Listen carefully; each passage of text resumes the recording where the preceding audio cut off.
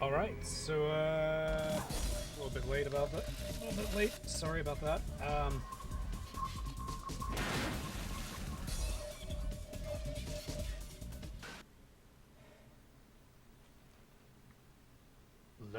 Let us begin.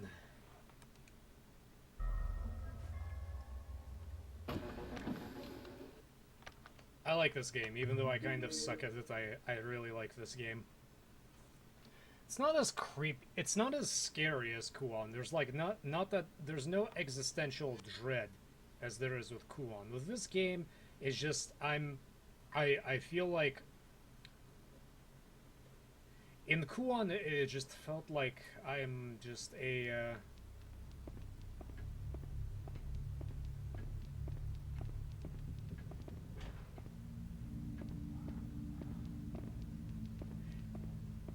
I thought I heard knocking. Um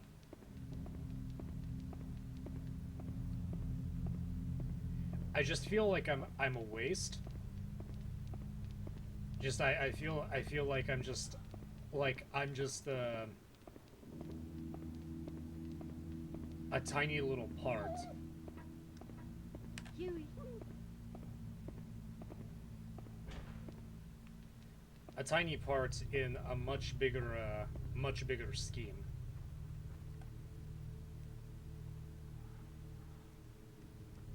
Huey. Come on, Huey.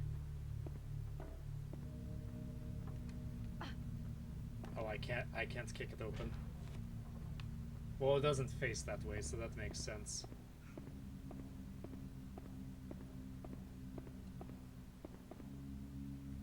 Come on.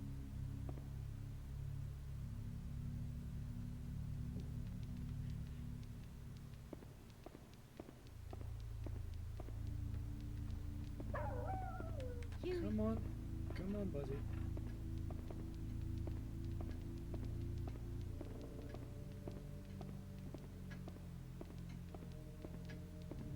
Huey is freaking out, and I honestly don't blame him. Anyway, in Kuon, I felt like I was just kind of in the way.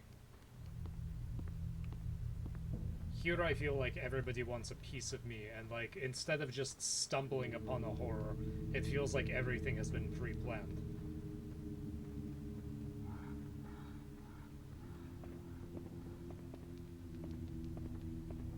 So I guess in a way it feels like it's a kind of threat, like, and considering that you went through three characters, it just feels like you're completely inconsequential.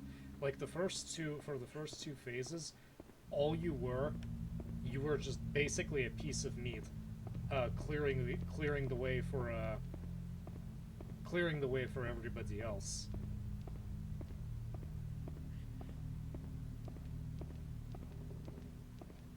Like Utsuki distracted Kiroa, I think her name was. And the other one, I do not like that knocking in the distance.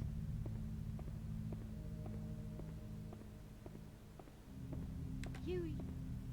The other one was basically there to just back up a much larger project, which ended up trying to conquer whatever it was that was taking over this manor, that failed. And finally, with Seme, like, you know, she was the real hero. She was the one who. I saw that. I saw that shadow down there.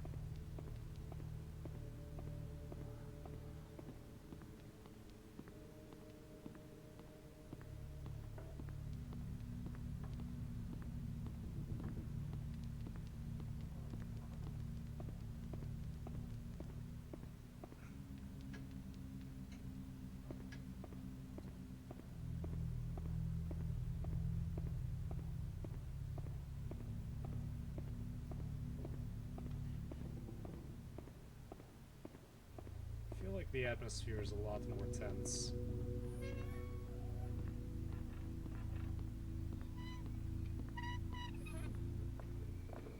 There's a lot of new sounds. Huey. Huey. Huey is still really dopey and refuses to Huey. follow me when necessary.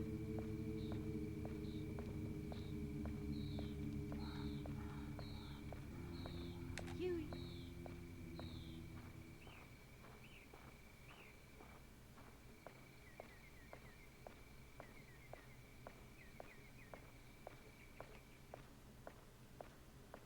Come on.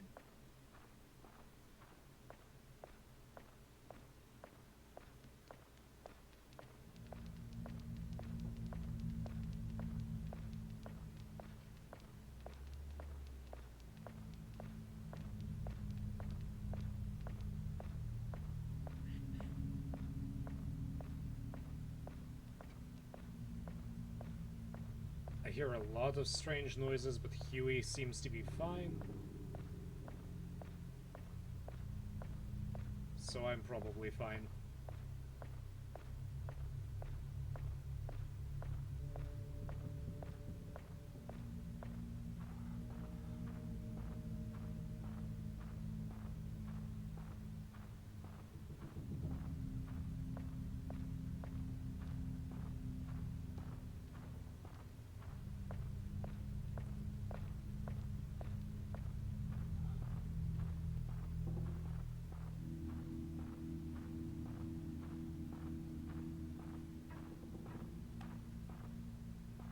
Hey, buddy.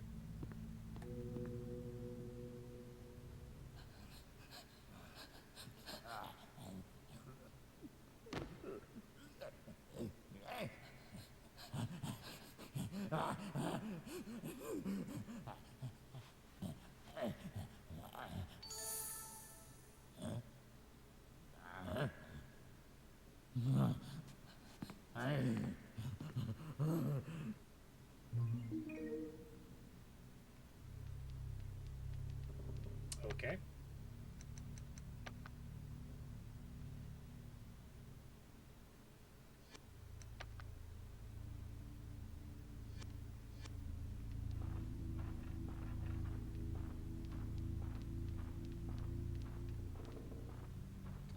Apparently Huey is cool with Debilitas as well.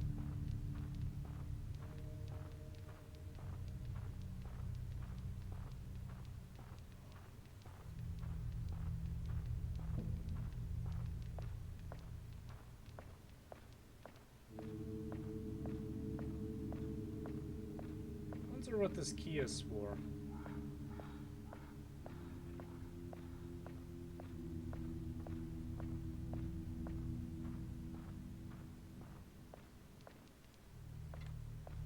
Like how we can just circle around now.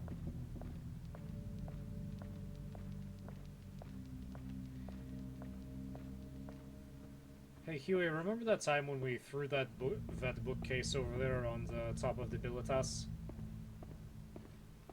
That was fun. And that statue is, that little wooden carving of me pregnant is still creepy.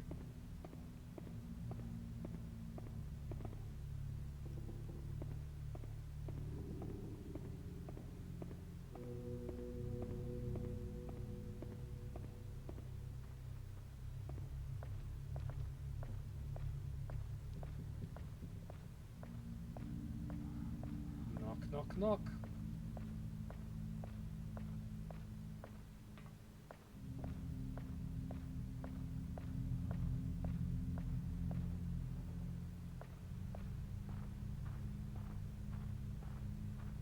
Huey. Huey.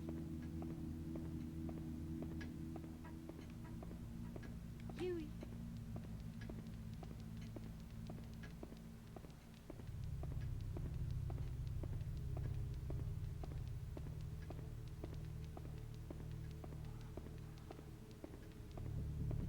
I know I'm just sort of meandering along.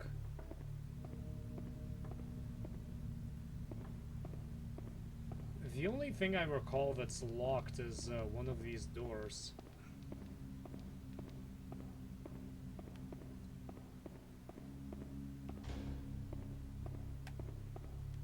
this one.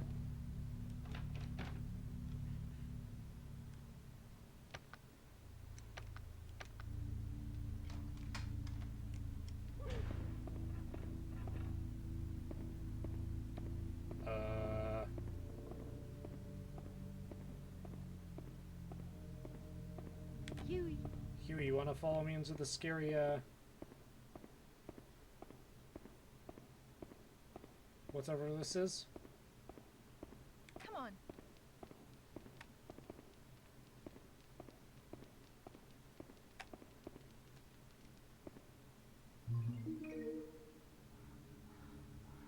Metal boots.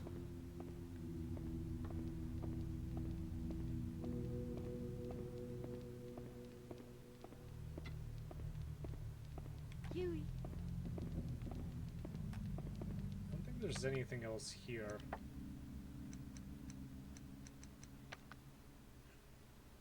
Steel-toed boots. Kick attack becomes twice as powerful. Minor chance of hitting enemy with a powerful attack.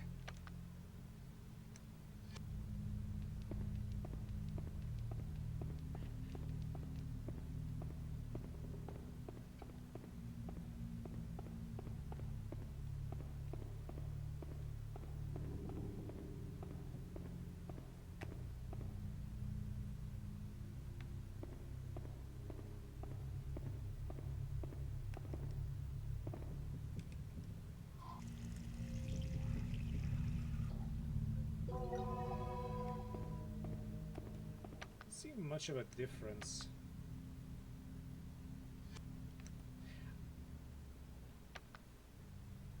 I still don't understand why you would want to do that to Huey. Huey.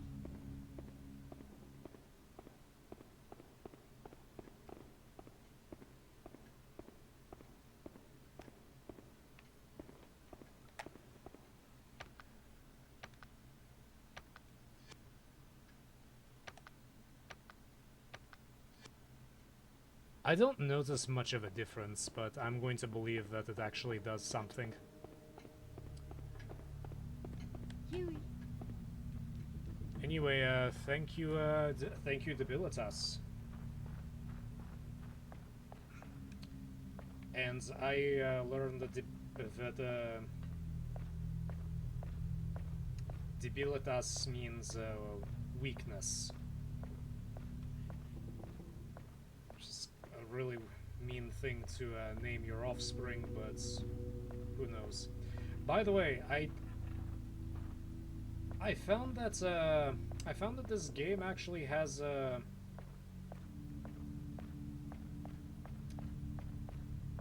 Huey. Huey. actually has a very not safe for work cutscene. Huey.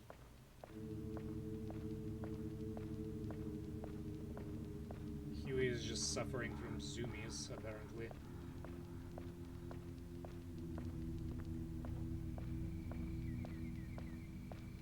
Okay.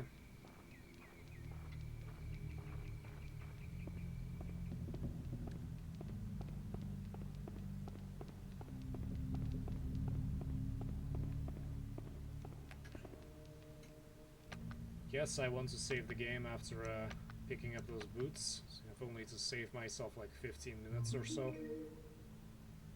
Oh wow, it was exactly 15 minutes.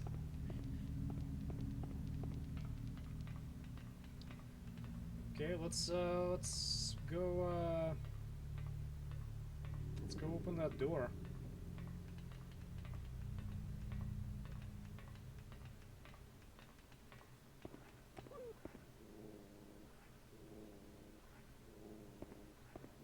Hi. Yes, it's cleaning time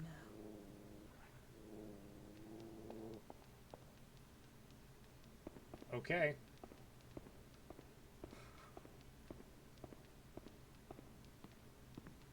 I guess it's cleaning time and not kill Fiona time, so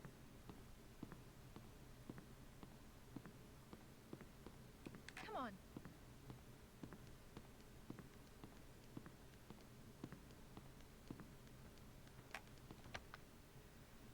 Okay.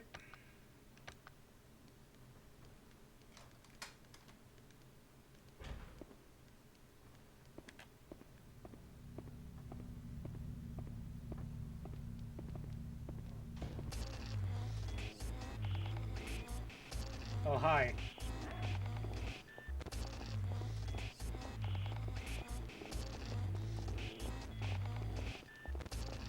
Is it not cleaning time anymore? Huey!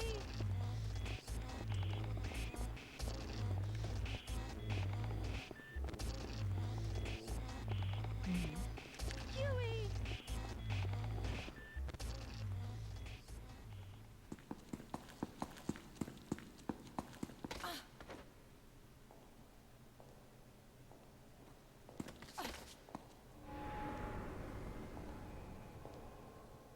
You wanna stand up? Fiona?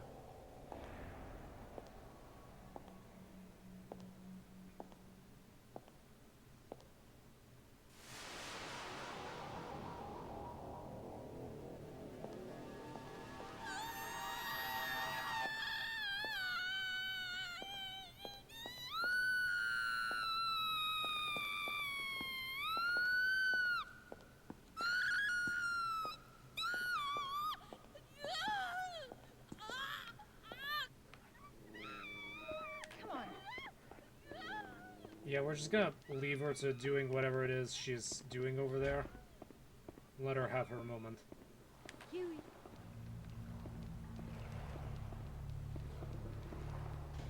She can scream at herself as much as she wants.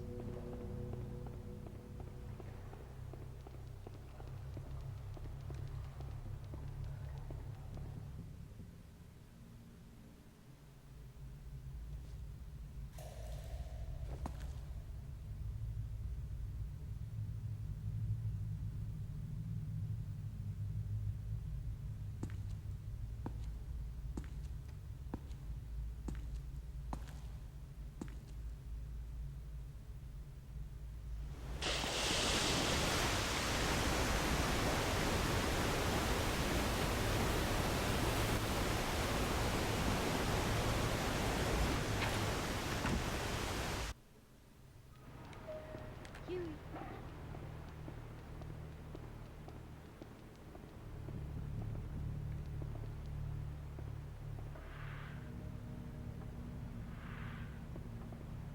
Yeah, it's just a hiding spot.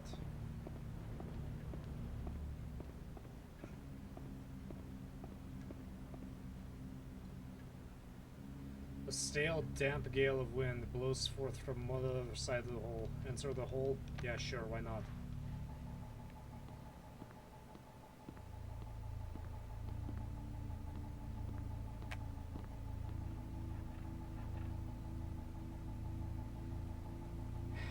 Kiss restores a small amount of stamina. Moondust calms the mind.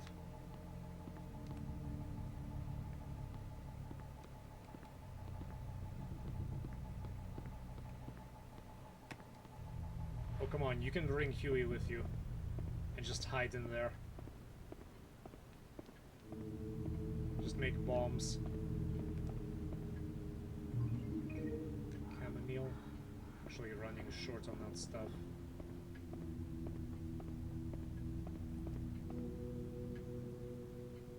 Discolored bones lay in a pile. I can lie to myself all I want to, but there's no denying these are human bones.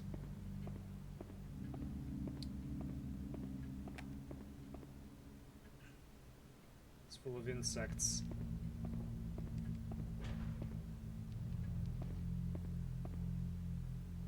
Not sure if I want to go here right now. Where am I? No idea.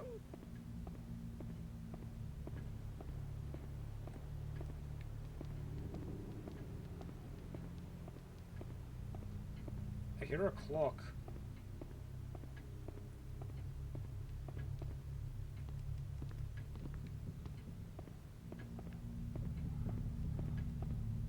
It's a statue clasping an oil lamp. A wick of the lamp is unlit. something is written here.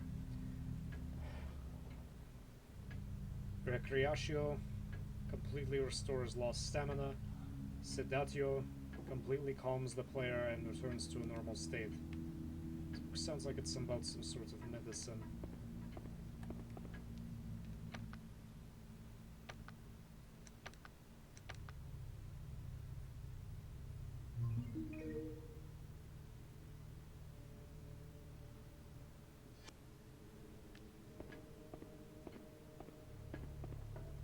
Go, Huey.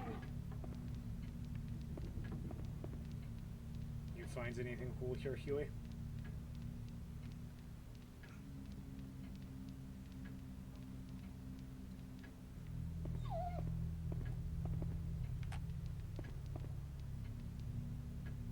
Good boy. It's okay.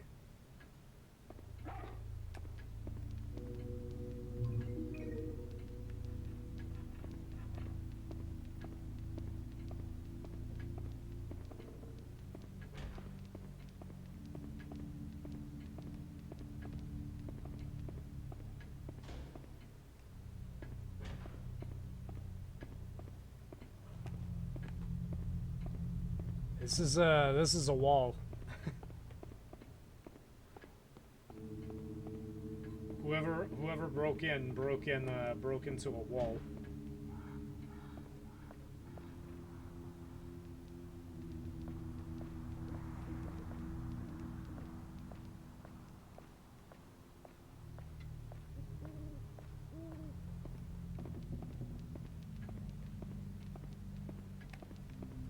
Okay, I think this is be a good idea to check that other place.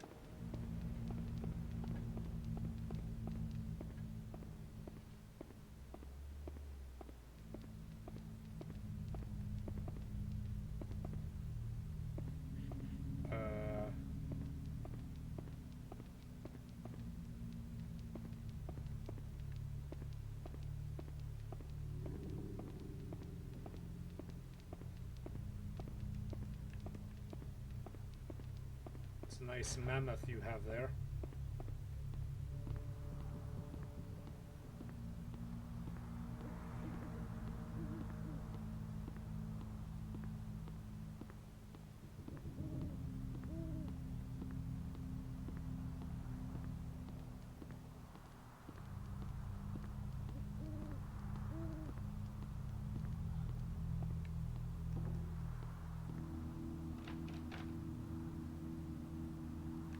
Door is locked from the other side. That's what I expected.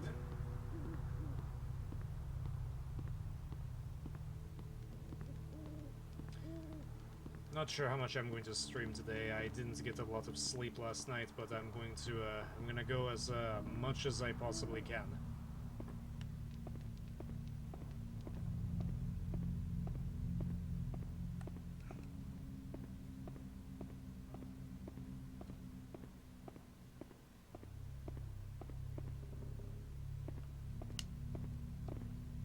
You have anything to say about that guy?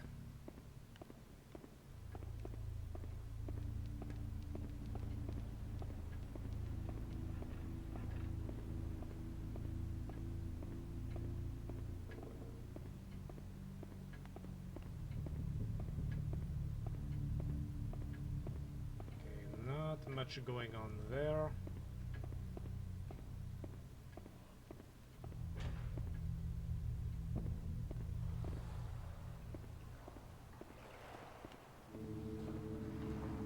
Huey.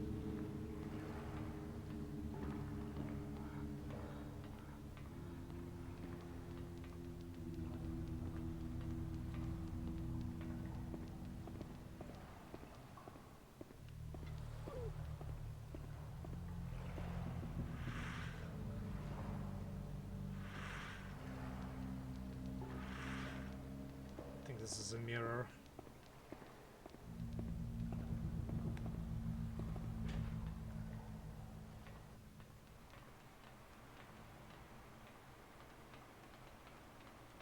Great, so we have to get away from...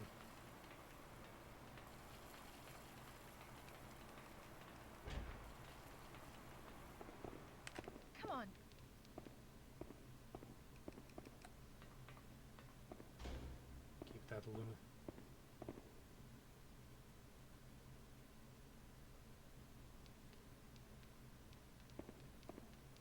Thought he was about to start growling at something.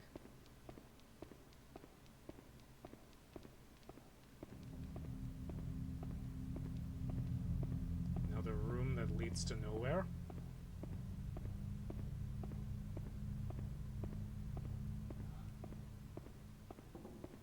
Huey, where did you go? The fuck is this?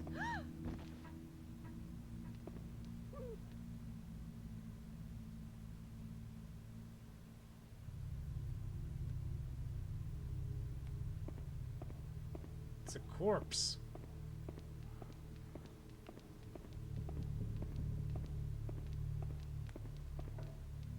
Blue Flame, Secret Ways. Strange title for a picture, unless it could be some sort of hidden message.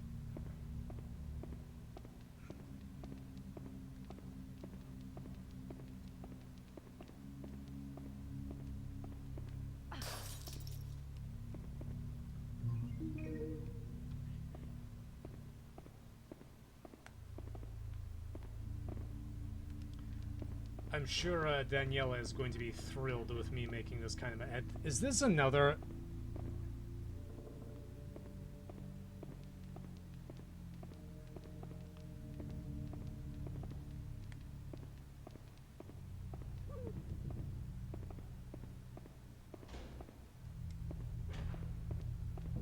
It's another door to a wall. Go, Huey.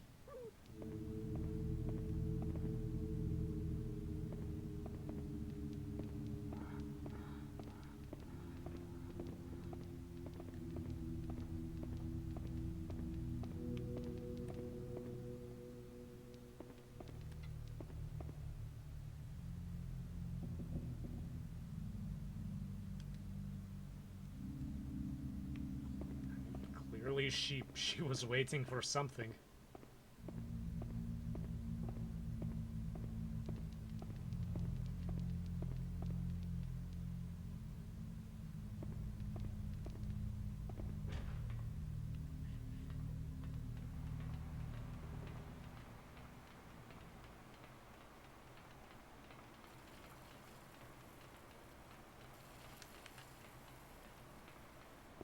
Come on.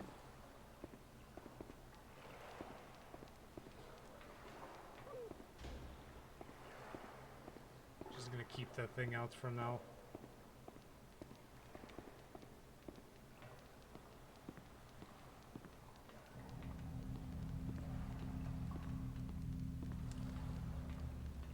Seems kind of strange.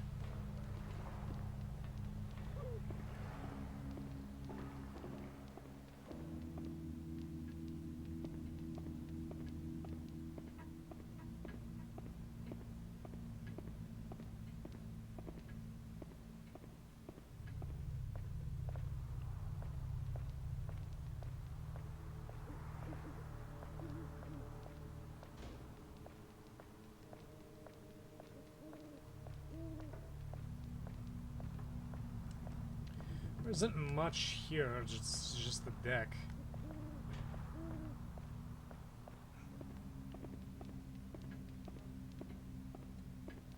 The only interesting thing I found is this little lantern.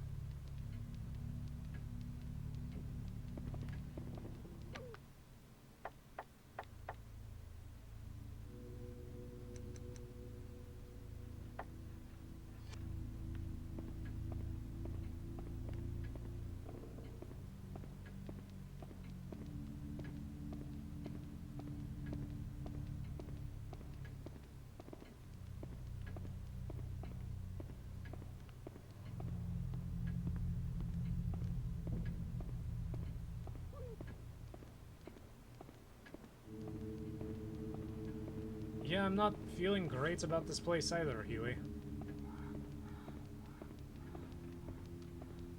I hate it too. A lot.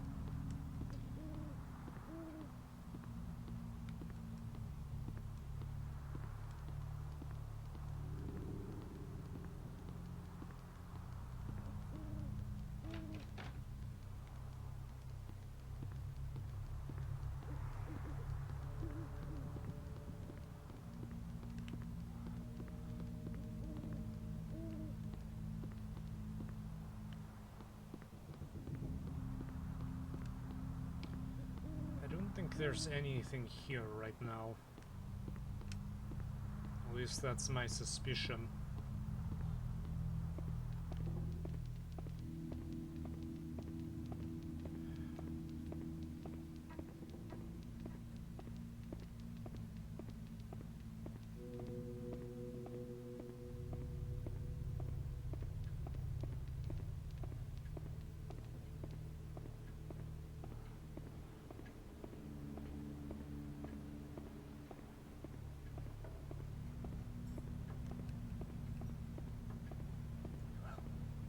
I am screaming.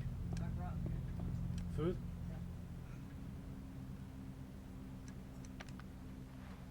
Maybe in the sec.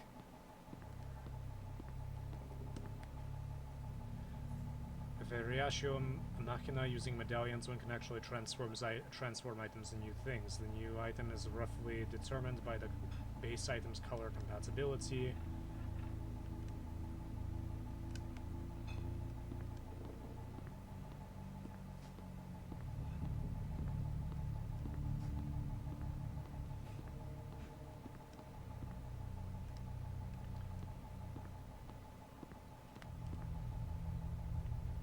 To make items if you want.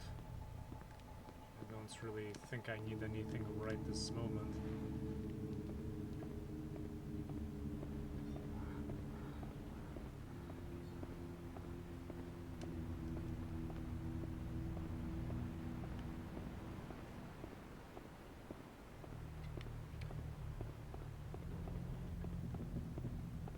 So there's water on the other side, so I can't go there.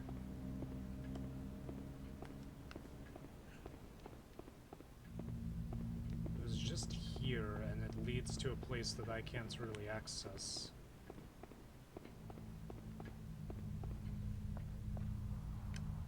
I can't jump down there.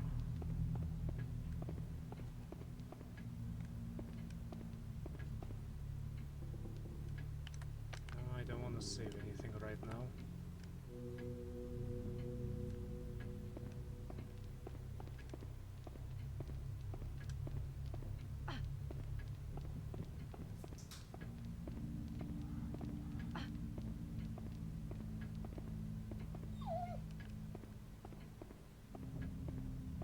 Upset about?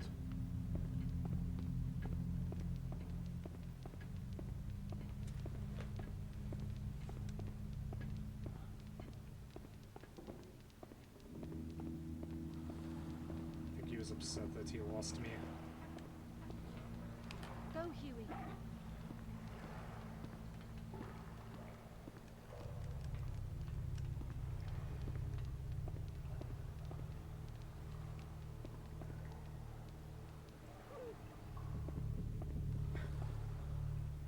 You get distracted by your own reflection. Good boy.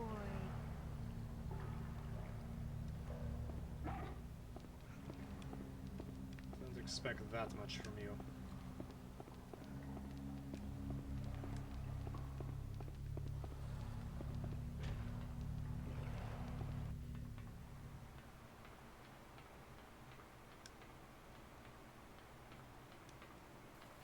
Come on.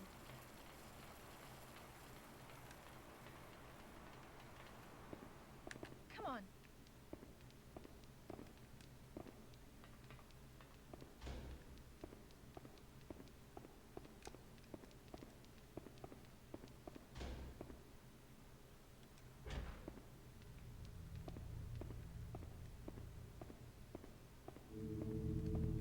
If there's anything in there.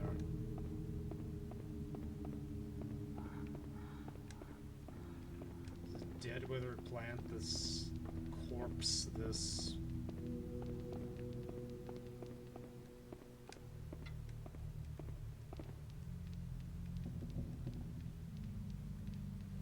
Female here is using an oil lamp. The blue flame burns brightly from its tip. It's almost as if she's guiding you deep into the painting.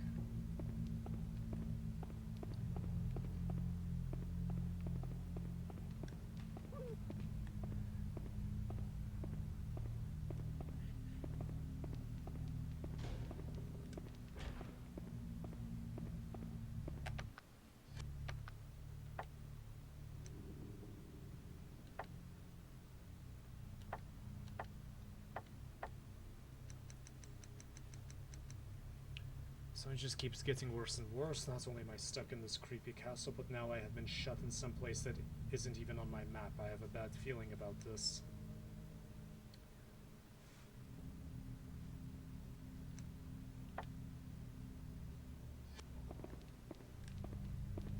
So I know it has something to do with that lantern, but I don't know how to ignite it.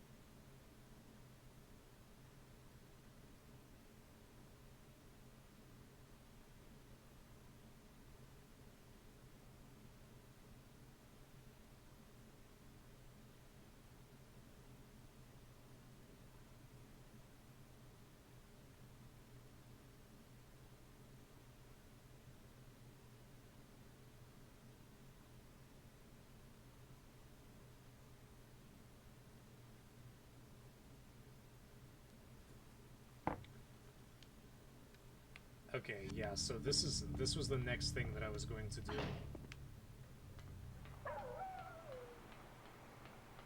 Is get this blue thing to follow me.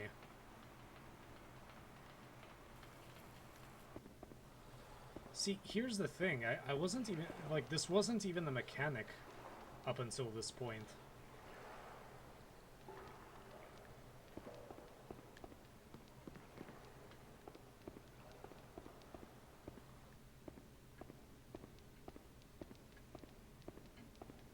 This is why I have to make sure, because, like, I guess the puzzle makes sense, but...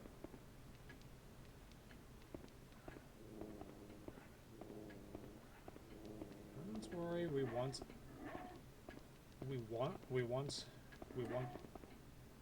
it to come after us.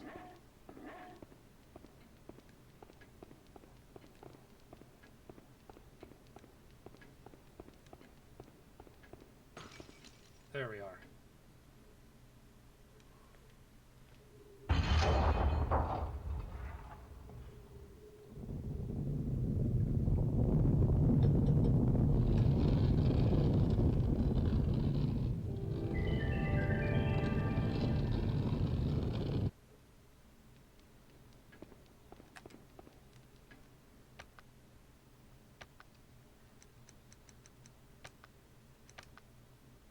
I mean, I guess it makes sense, but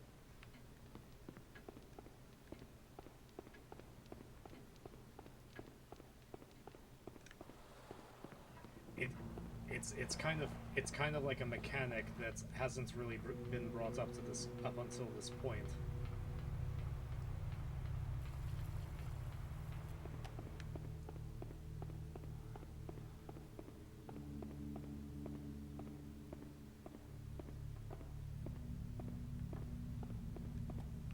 I guess just whatever crazy thing comes to mind, you should actually do it.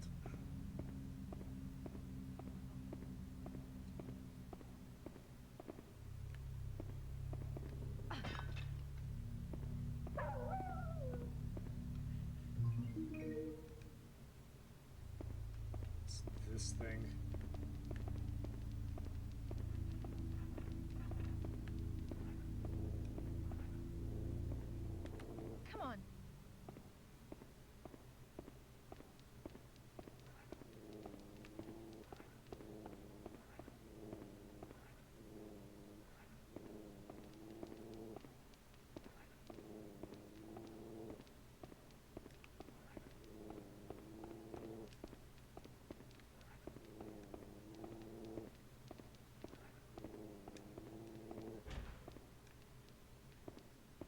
She's cleaning again.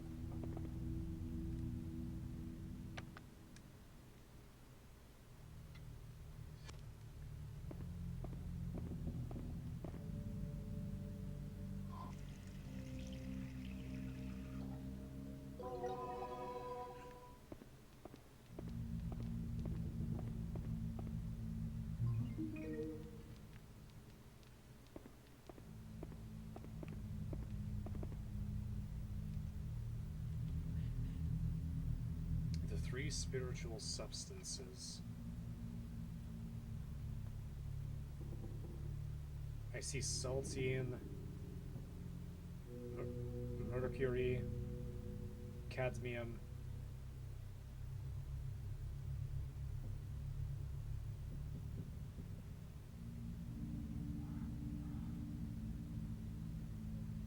Some of these are not even words. I see mercury, cadmium, and saltine, which is the only 3 that I recognize as words.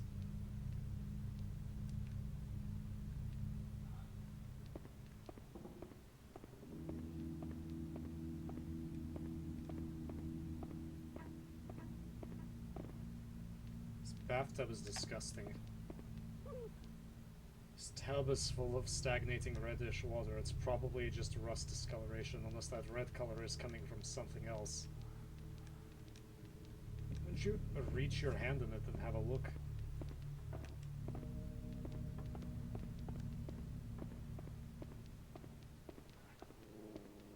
Yeah, I know she's cleaning.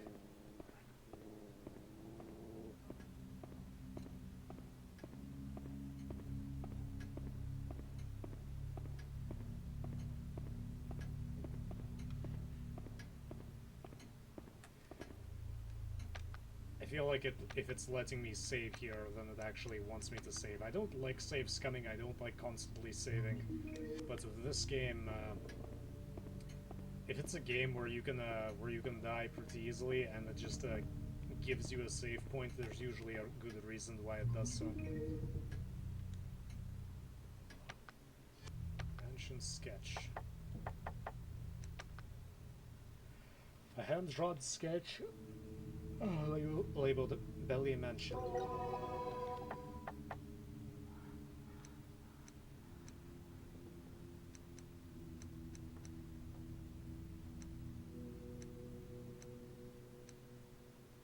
Apparently I'm on the first floor right now.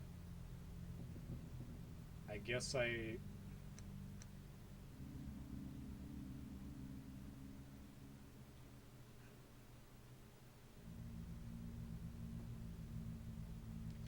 have no idea where I entered from.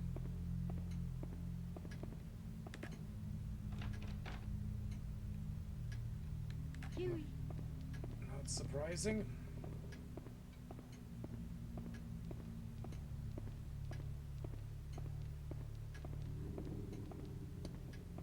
I don't have a choice except to pester her, don't I?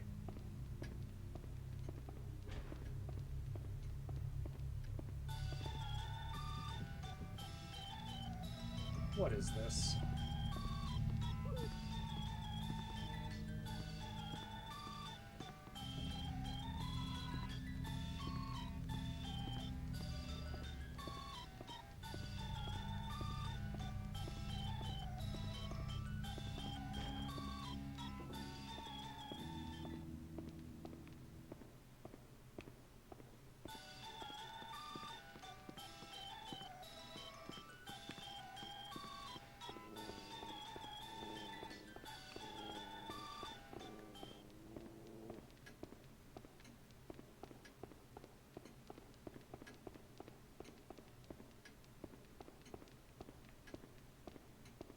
Things are annoying.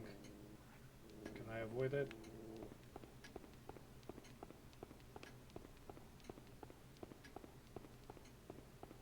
Come on. Come on. Come on, before it comes after us.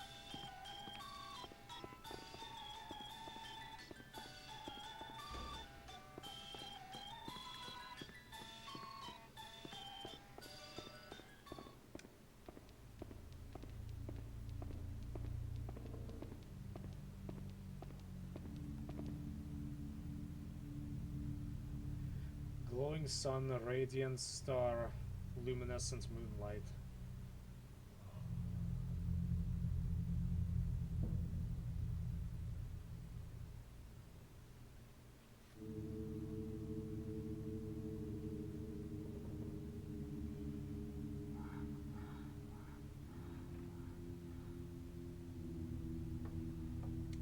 Sun, moonlit star.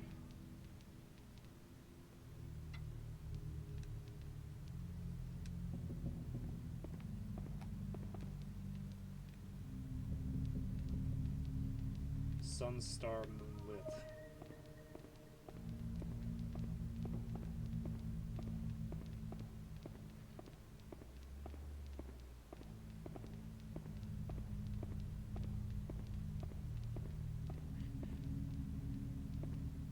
What is this?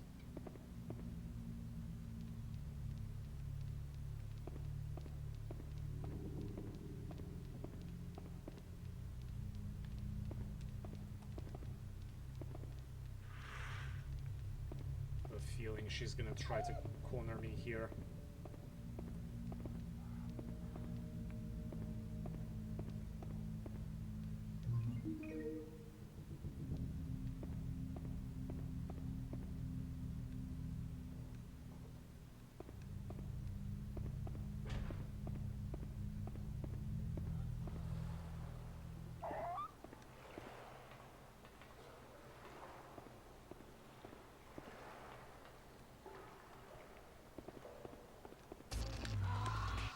Oh, hello.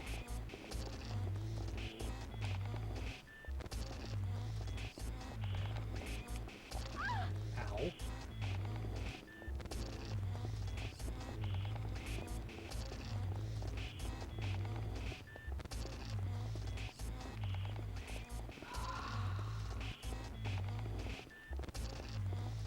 You hiss at me. That's not good.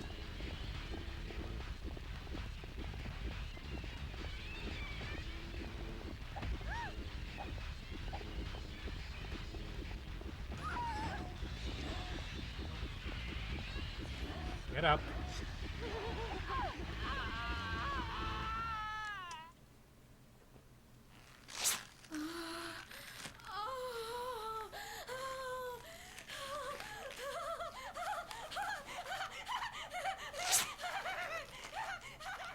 It was my plan not to get killed, but plans fall apart, and I knew that thing was gonna run into me sometime. Good thing I saved.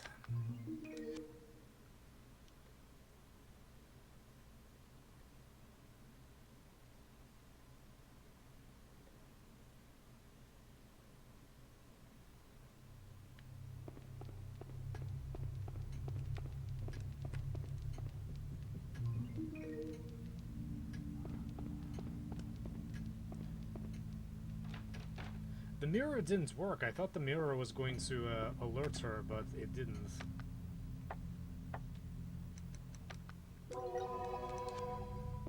Mainly because this game is pretty janky.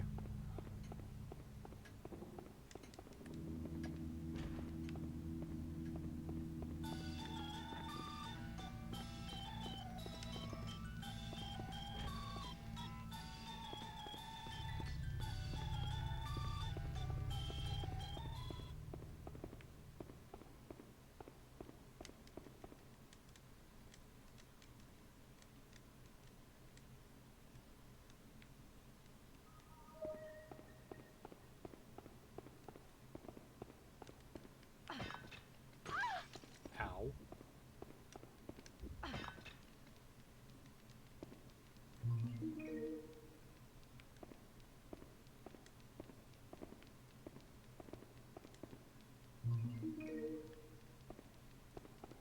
Hopefully I don't need it and I'll be able to examine this area without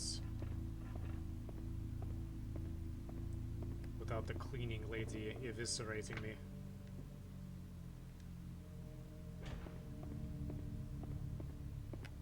Well, that was useful. Thank you.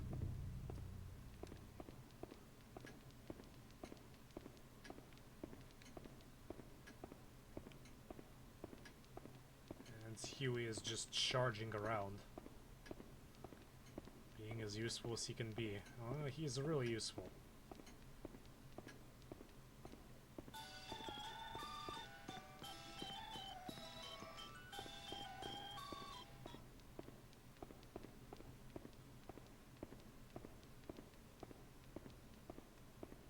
This can't see. Not gonna go there yet. Where did I run into her last?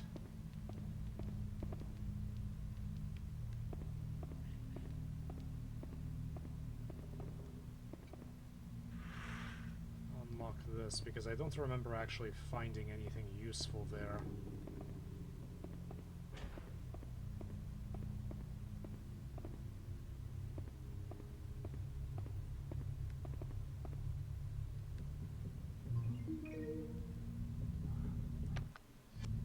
This is actually probably useful. Dearest Fiona, I write in hopes that you have made it this far. Speak the proper words to the three-headed dragon personifying fire. Doing so will calm the blazing fires which incinerate all and show you the way. The words themselves are the name of spiritual essence. It is what we call... The memo is torn off here.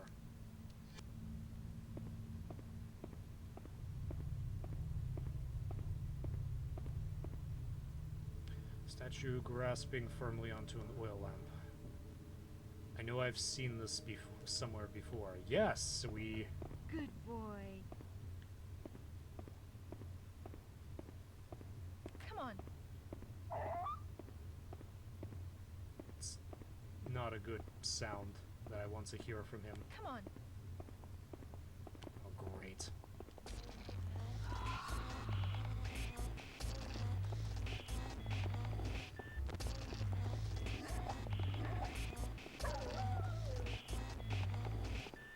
Huey!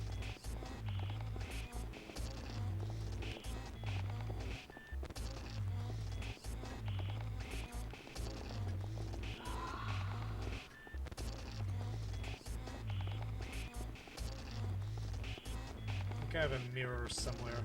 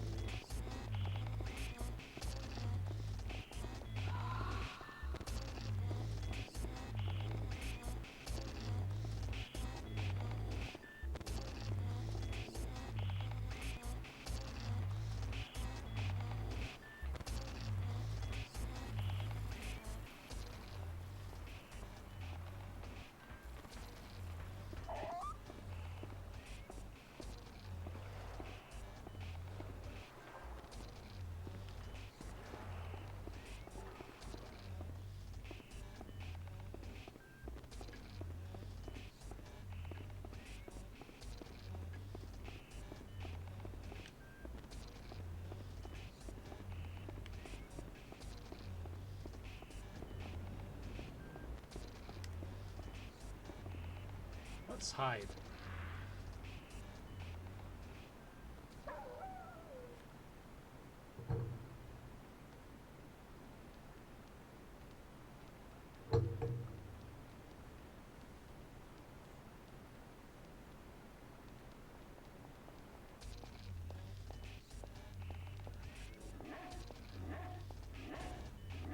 Someone has some OCD.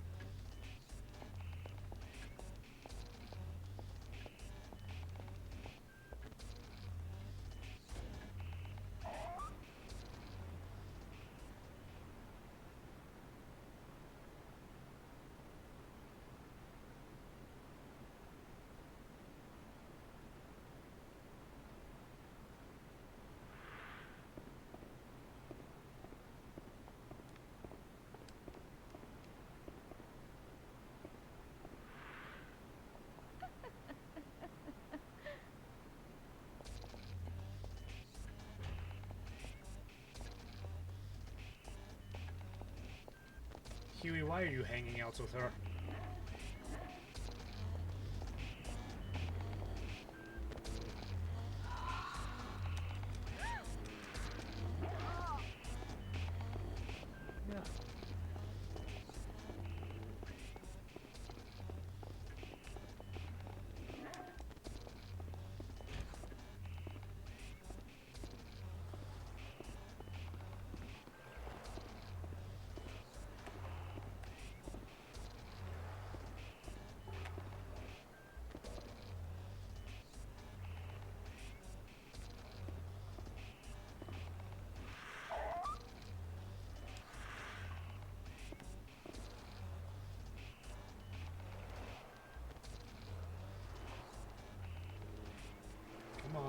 at the mirror.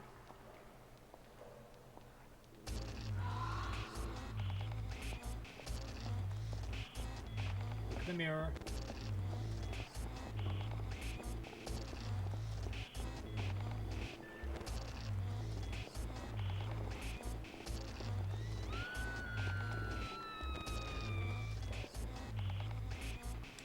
Huey!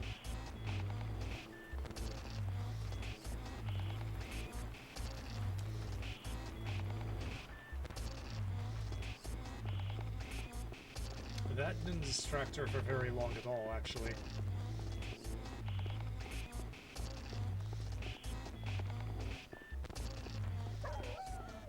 Huey!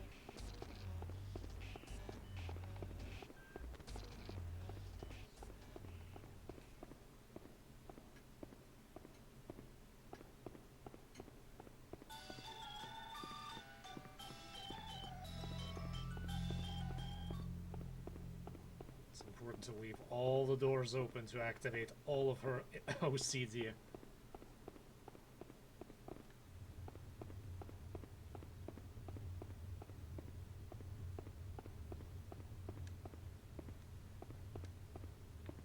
Where's that stupid luminescent? Damn it! I needed you!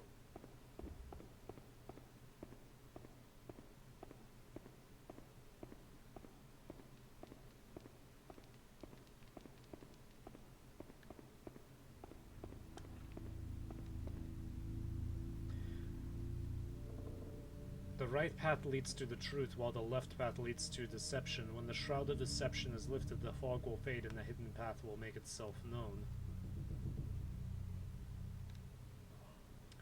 O ye faithful flock, right these wrongs. If three truths exist, it must be so that three lies also exist.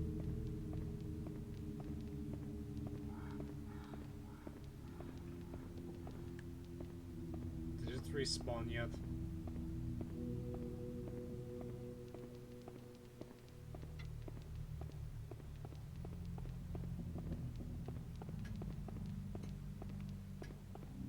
I may have messed up, and I may need to. I either need to wait for it to respawn, or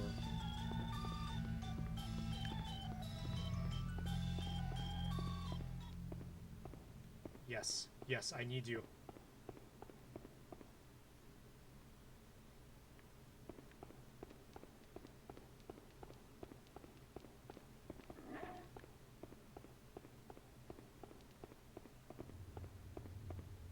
Right here, buddy.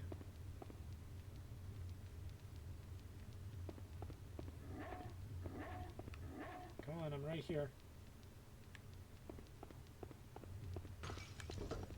There we are.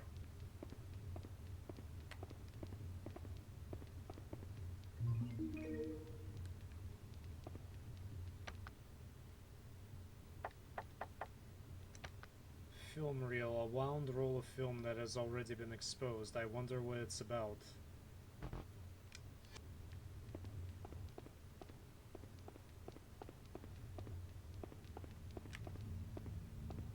Probably something I don't want to see.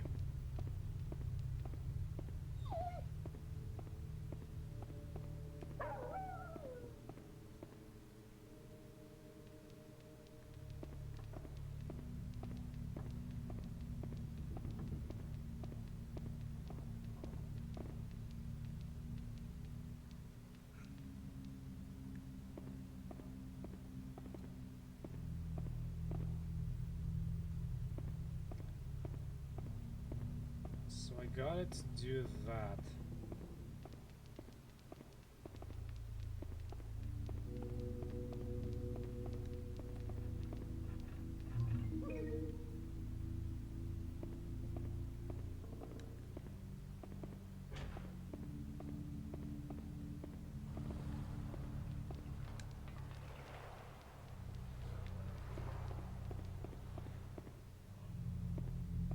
And she's not waiting for me this time.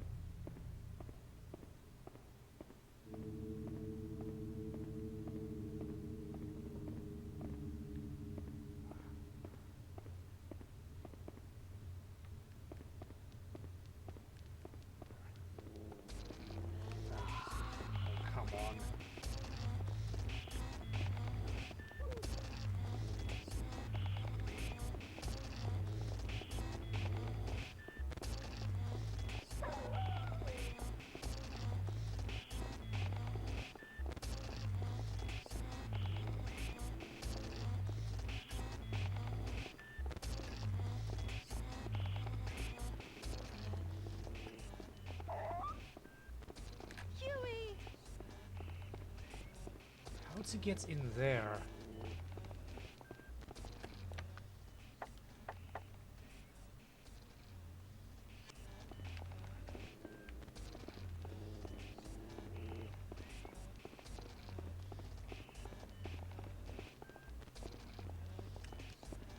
I hide under here? No.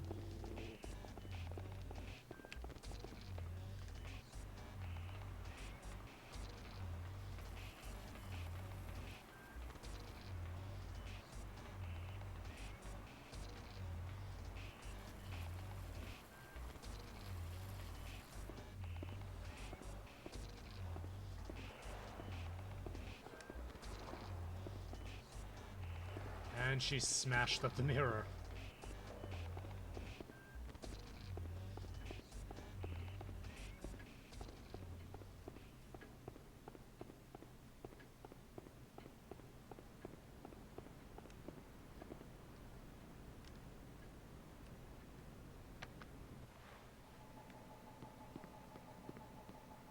See, it made sense when Debilitas was chasing me.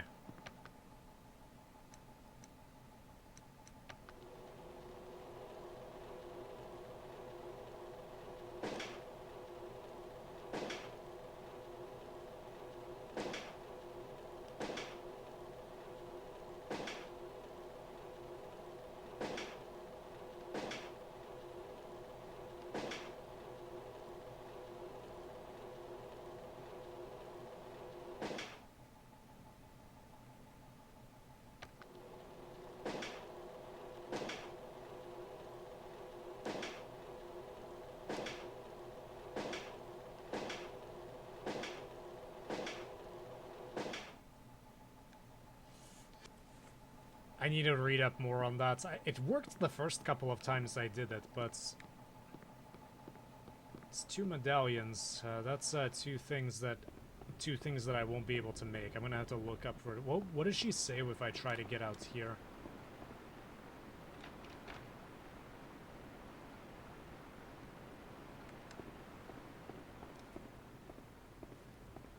I guess it's locked up.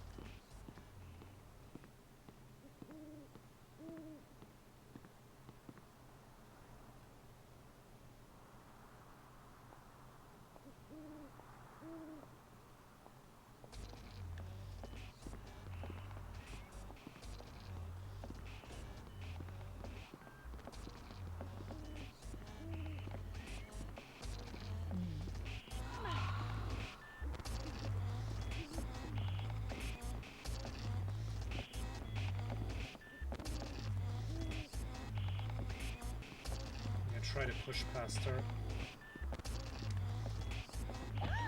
Ow.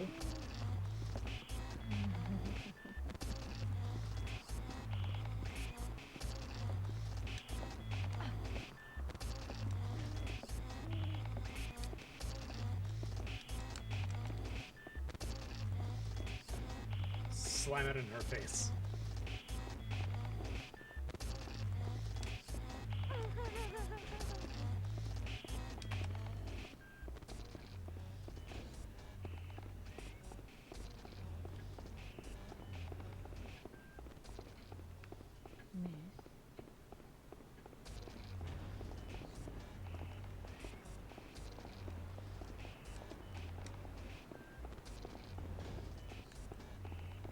She knows that hidey hole.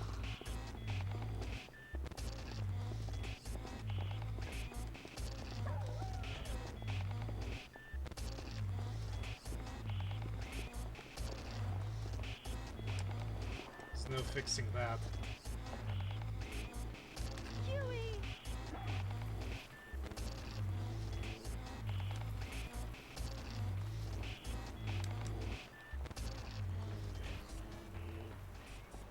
Huey! Come on.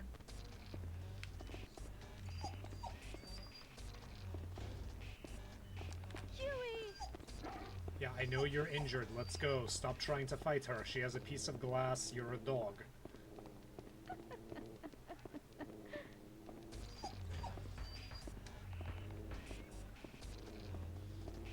Huey!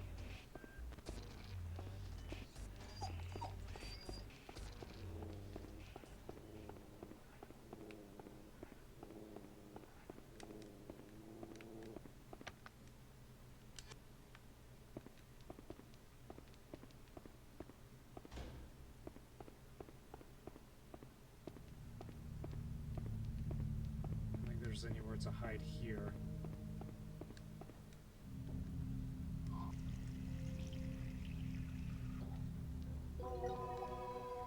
At the very least, I can restore my status.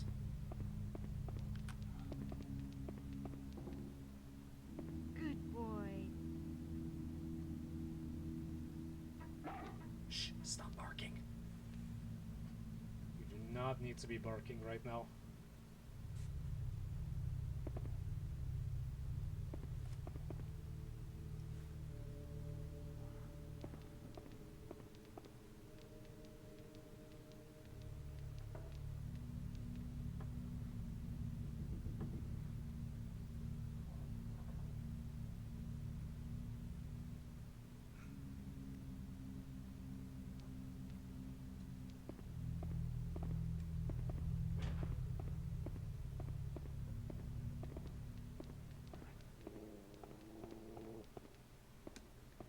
Huey.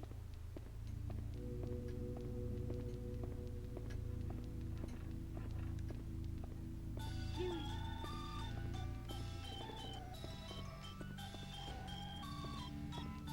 No, she's nearby.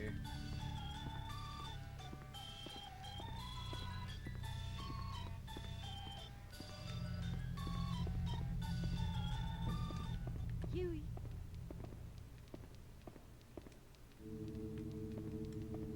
Close the door.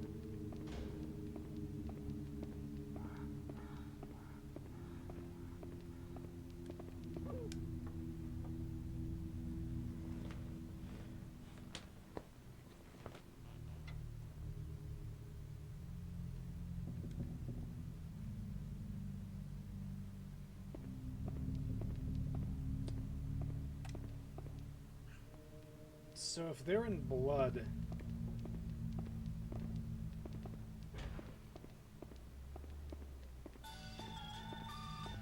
that means the ones in the bathroom.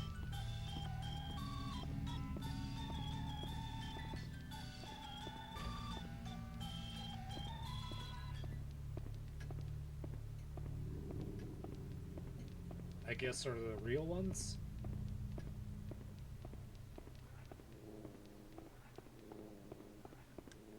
Huey.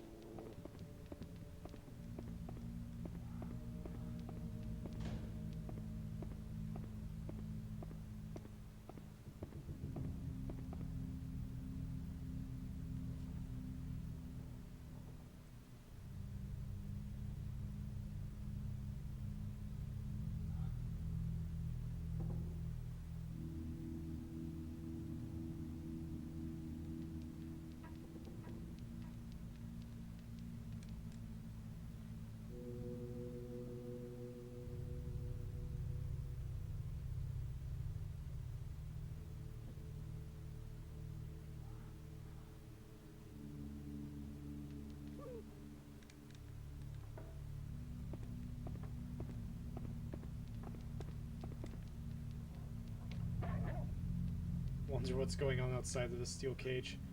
I seem to have landed myself in. Open the blinds.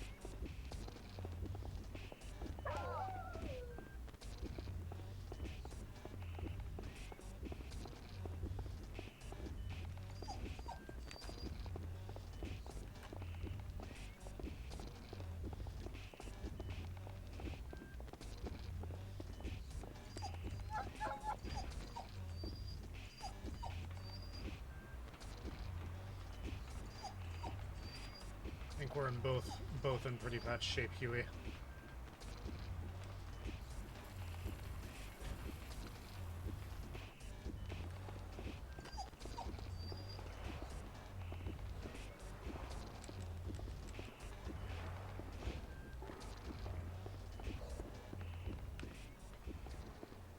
Come on.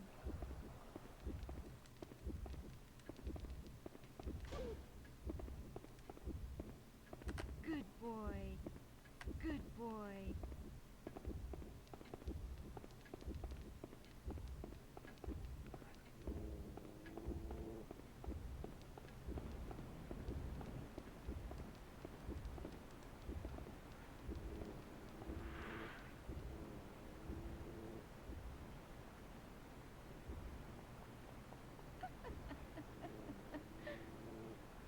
Anything, this will give me some time to heal.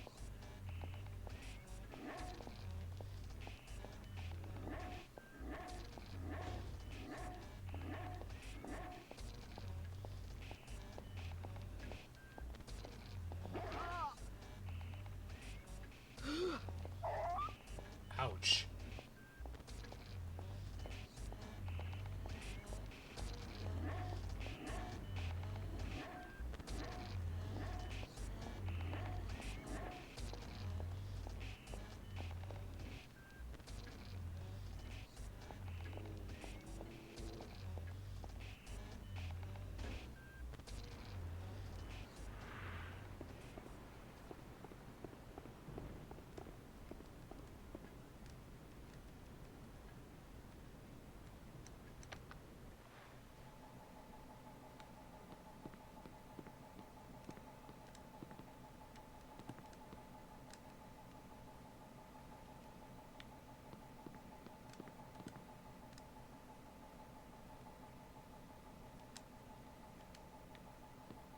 Wish you could try to do something here without sacrificing a medallion.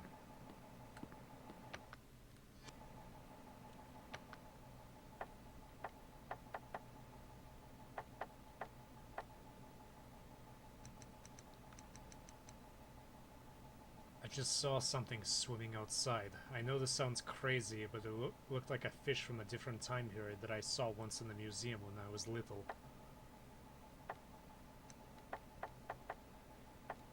Yeah, this place is not normal.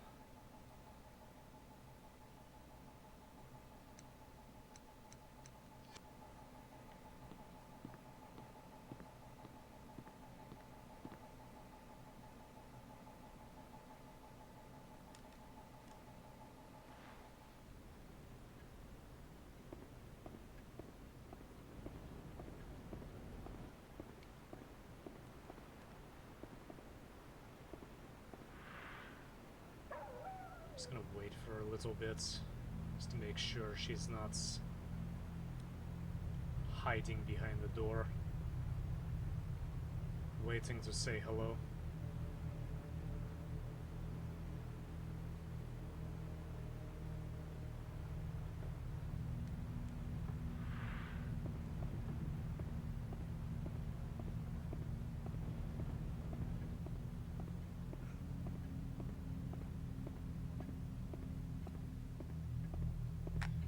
Try something.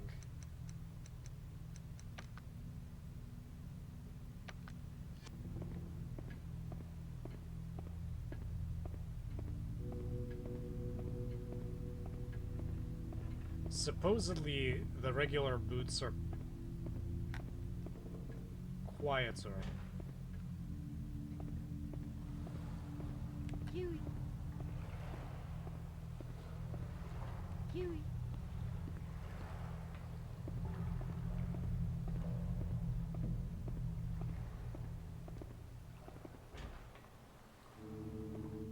Huey. Maybe if I'm wearing quieter boots, then she's less likely to hear me and I won't be running into her constantly.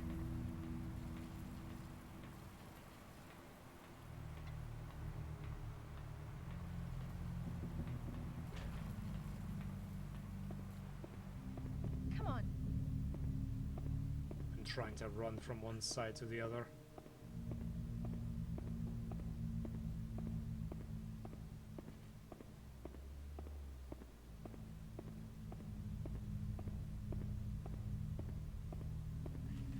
Huey, where are you?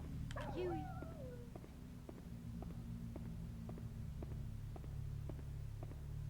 Come on, buddy.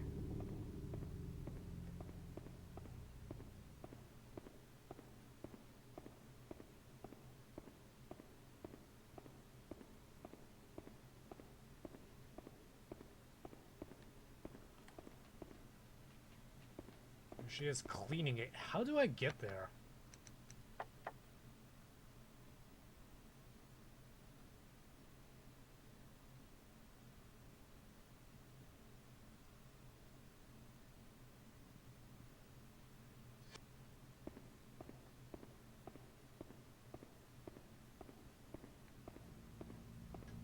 Huey.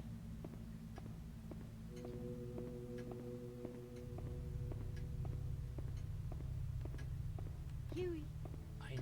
I need Huey. Don't tell me he's still locked upstairs. Huey.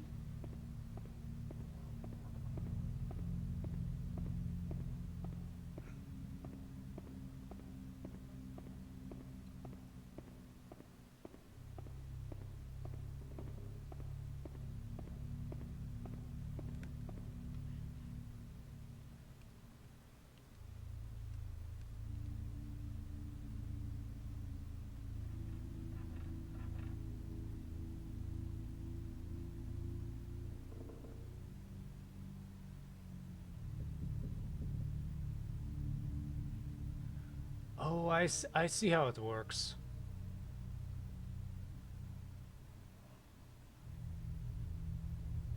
I mean, I don't understand why 2 is written as a normal Roman numeral while everything else uses Arabic numerals, but I understand now.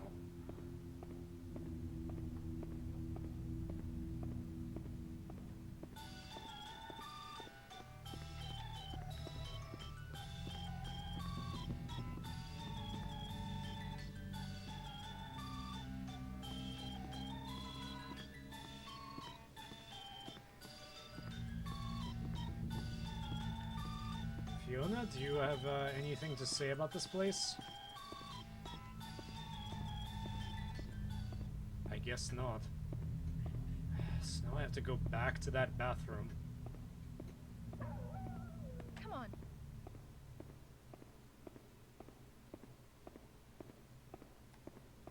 She's still cleaning.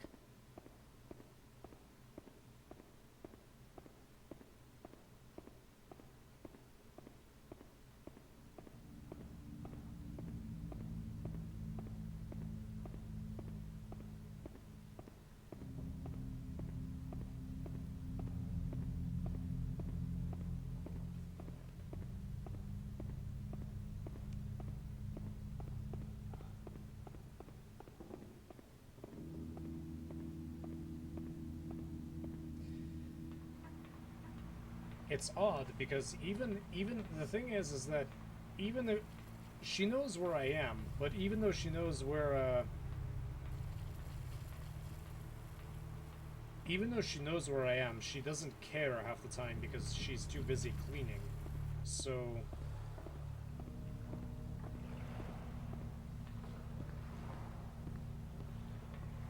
it's difficult to say exactly when it is prudent.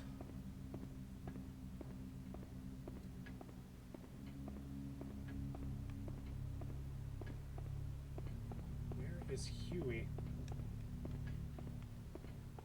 She lock him in here. Are you in here?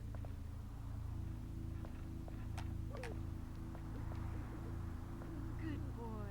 You're a little doofus, you know that? You're a doofus.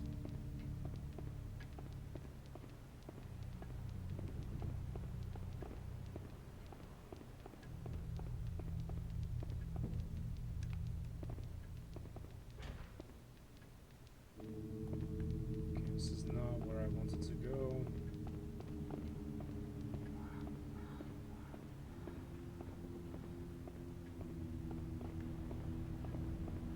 I need to go to the bathroom.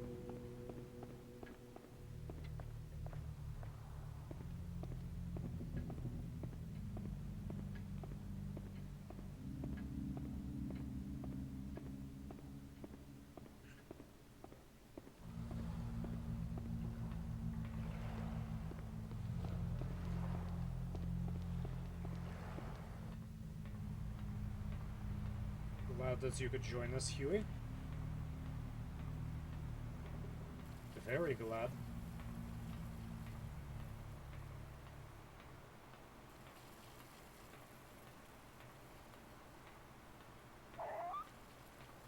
Come on.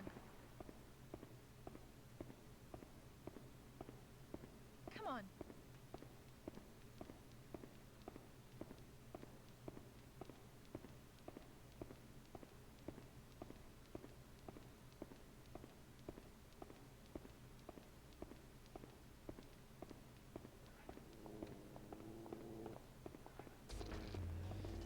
Time to chase.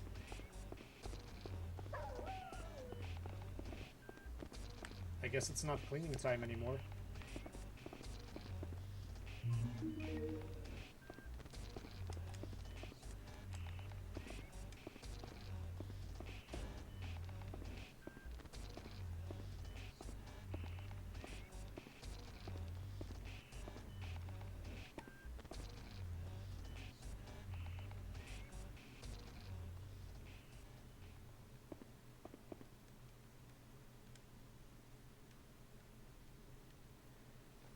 Okay, so salt.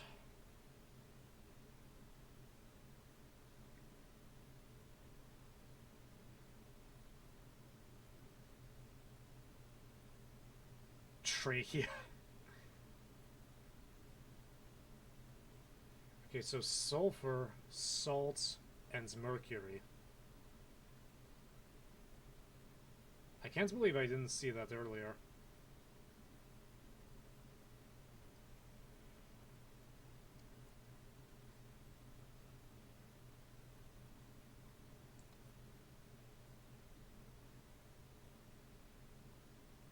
The three spiritual substances are sulfur, salt, and mercury. Okay.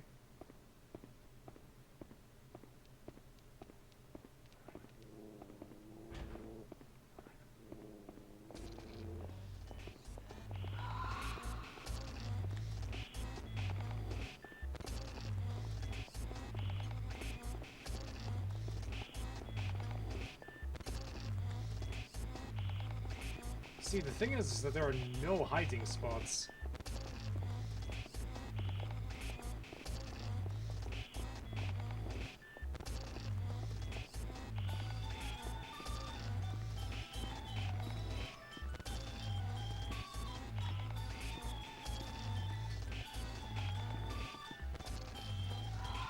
This is a mirror.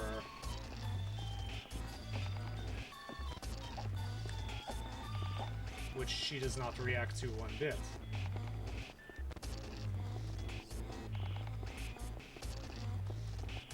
Huey!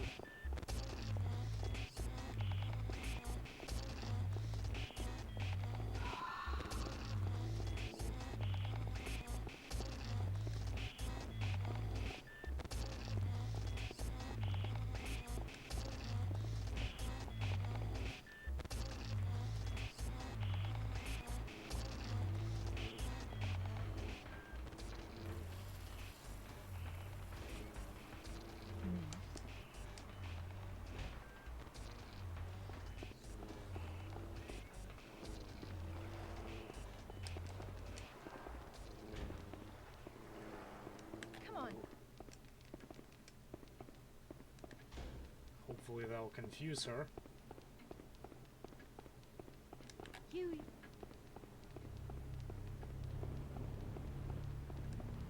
Huey. Come on. Get over here or I'm hiding without you.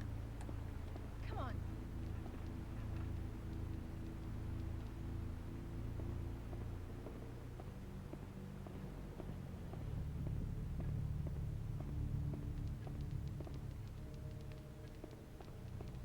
Huey.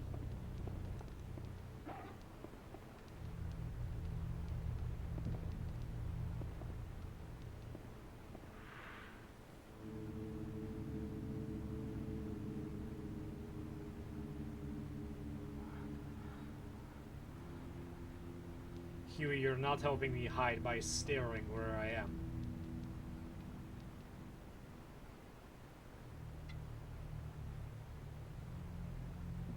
This woman has the most erratic schedule. It just sometimes she just decides that she's going to she's just gonna start cleaning because that's what she needs to do. Because she's a maid and that's her job. The only reason she's trying to kill me is because she needs some sort of distraction in her life from all the cooking and cleaning, because that's essentially all she does.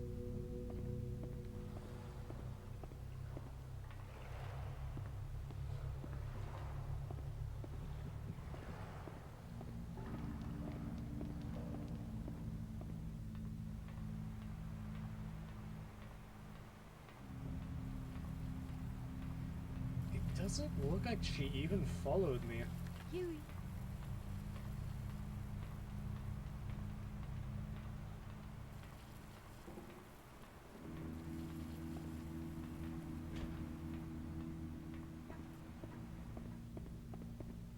Next time I'm gonna try hiding in there.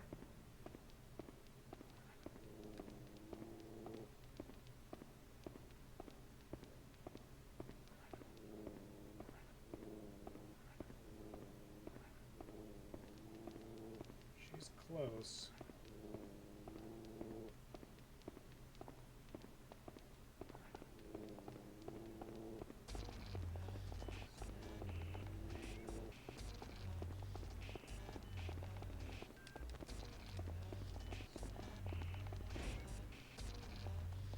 See if this works.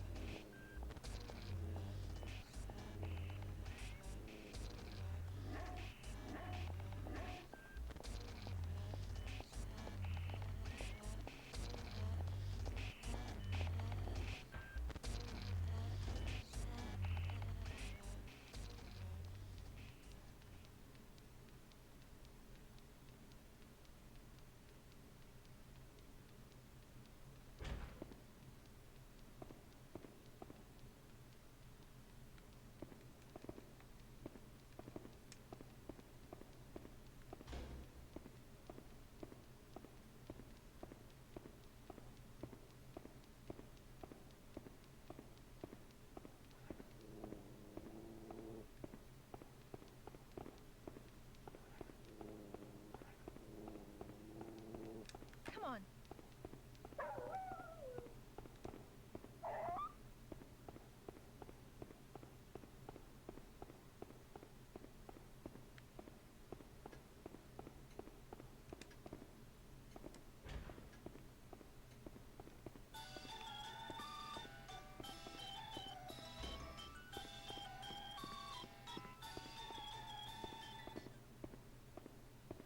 Come on.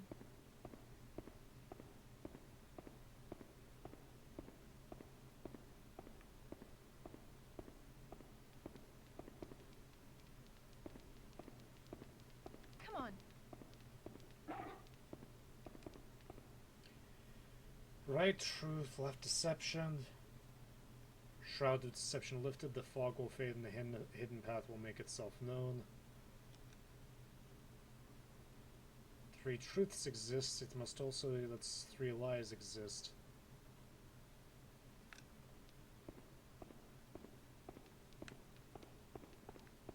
First I'm gonna save.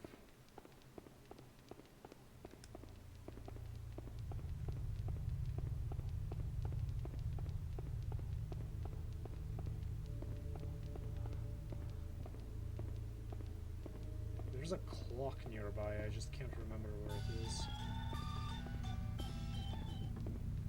I thought that was a mirror, but it looks like it's glass, and it looks like there's more of that merry-go-round on the other side, and it looks really bloody.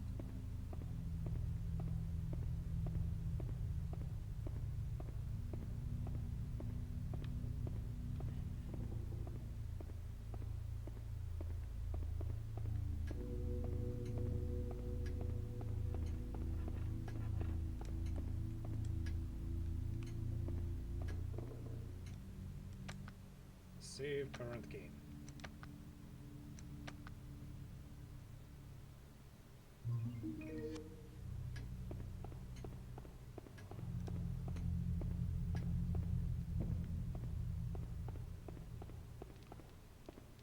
hopefully it will be cleaning time. Huey.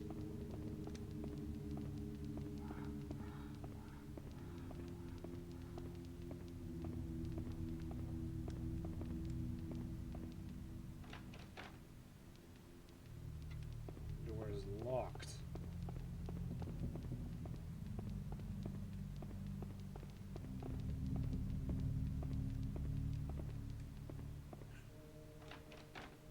Also locked.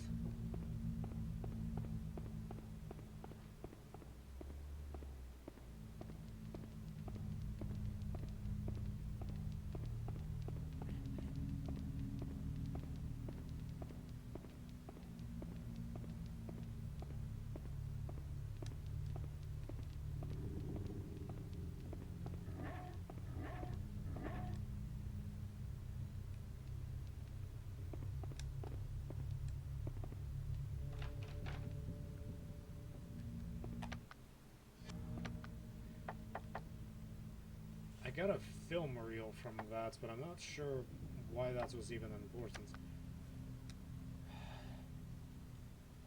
Speak the proper words to the three-headed dragon personifying fire. Doing so will calm the blazing fires, which will incinerate all and show you the way.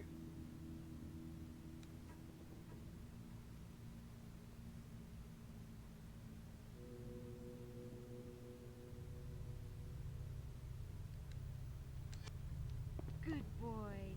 So I think I know what the words are.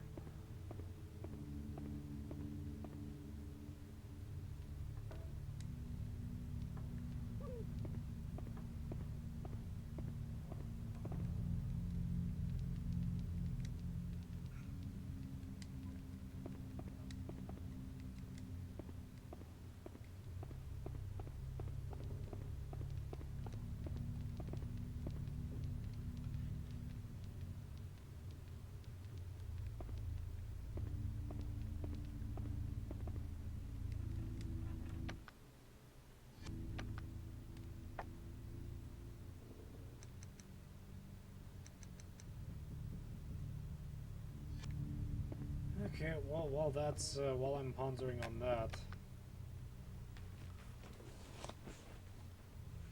Hey, do you wanna eat some antimony powder? No, I'm just kidding. Do you want some chicken jerky?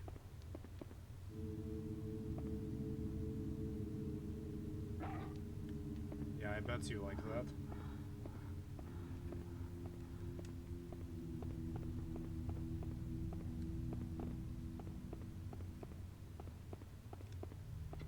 So how do I speak those words? Because I know what they are, but I don't know how to speak them.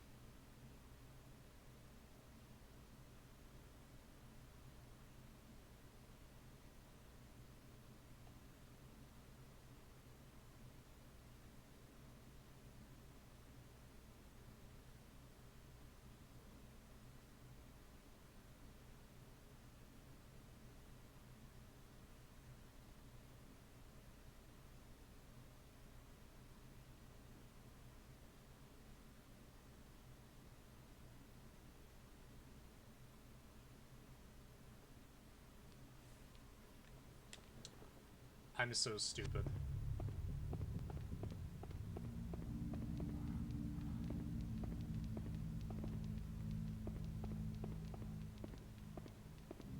I didn't think. Like I knew what they were, but I was like, what can I feed the dragon? I mean, like I don't have any items. Like how can I feed him? But yeah, you're supposed to use the plate machine.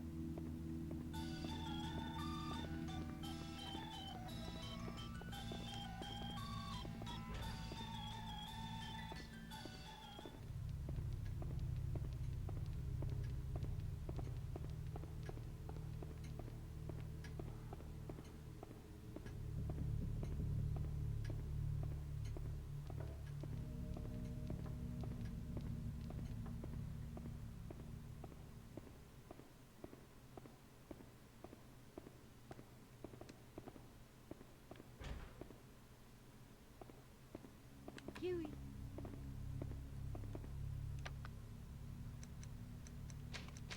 So yeah, I have solved this by myself.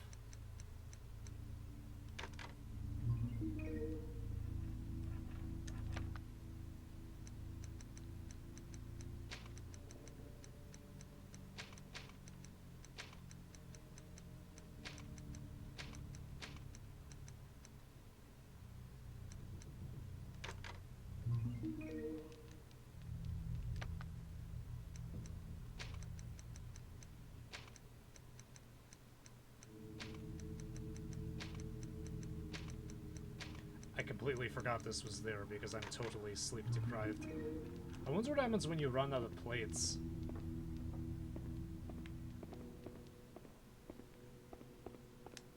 Wonder if the game is just like too bad. You're screwed.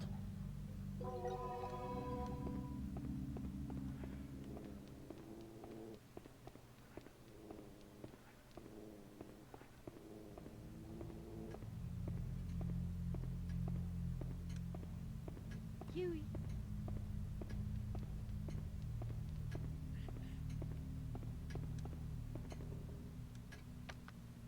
And then I have those plates.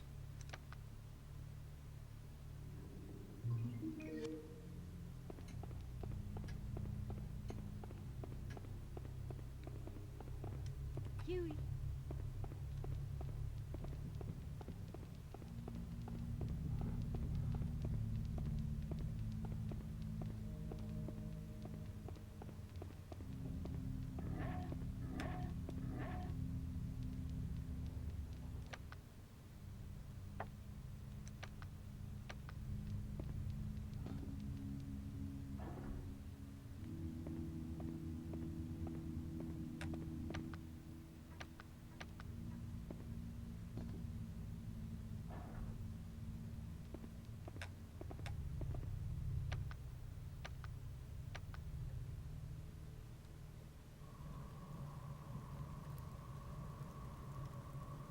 Yeah, how you gonna do that?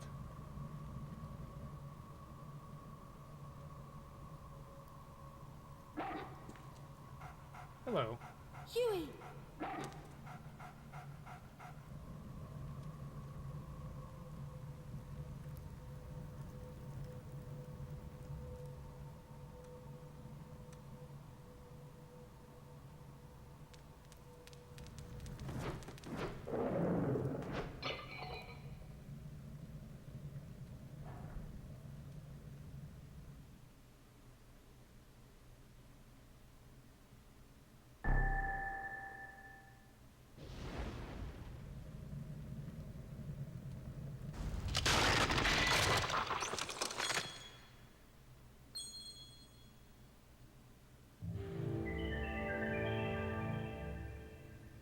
Well, that's something.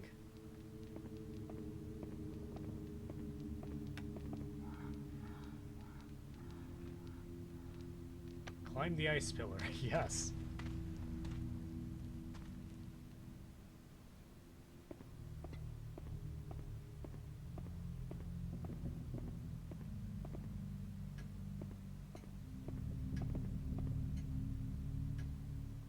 An incredible number of books.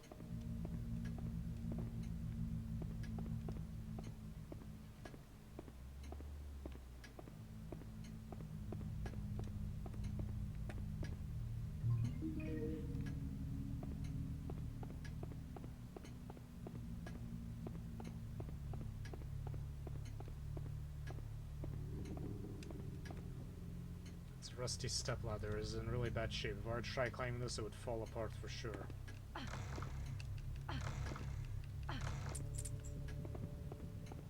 We'll just kick it instead.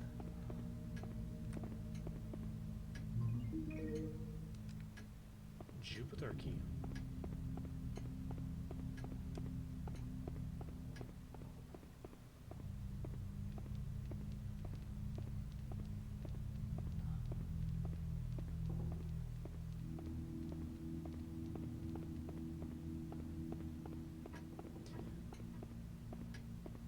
Again, if a game like this puts a clock right in front of you, I know for a fact that something bad is going to happen to me.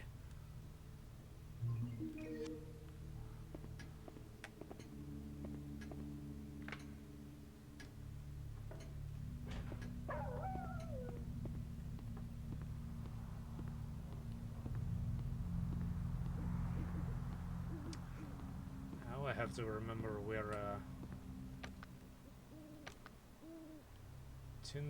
tin forged key with a symbol Jupiter carved into it. The symbol means Jupiter. If only I can remember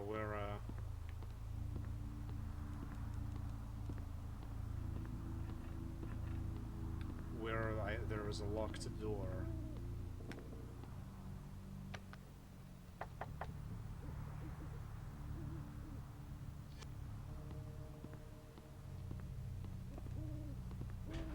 At the end of the Mammoth Hall? No, here it is. Huey. This is clearly not it.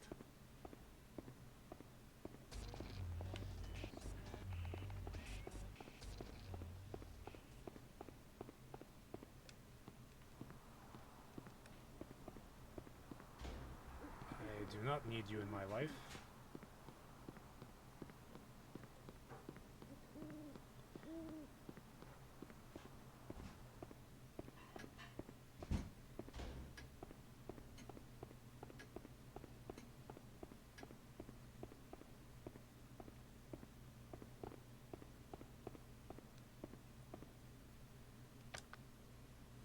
Surprised she doesn't slip.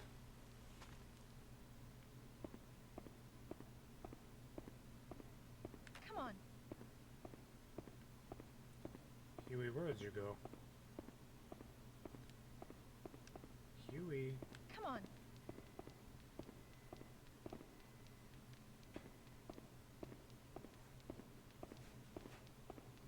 Come on.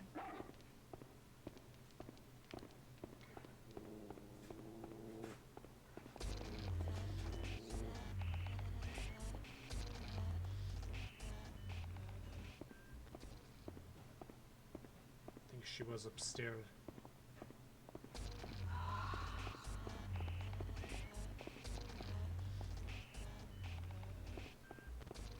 Huey!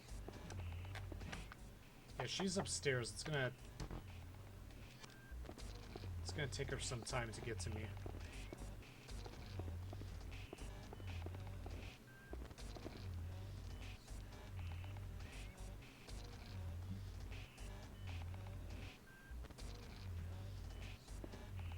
Huey!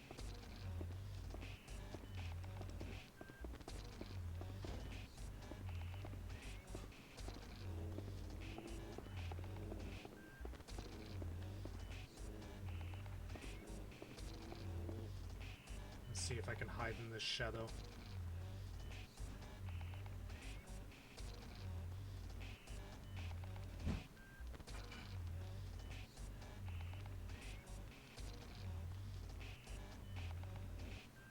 While she loses her mind outside.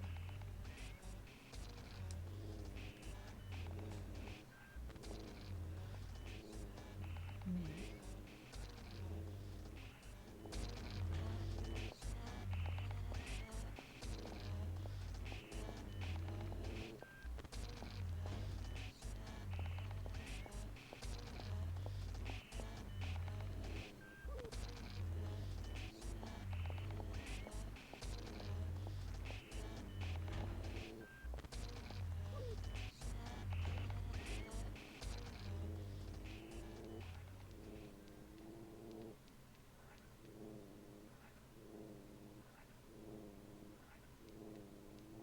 I trust my instincts and I trust my dog more than I trust the music.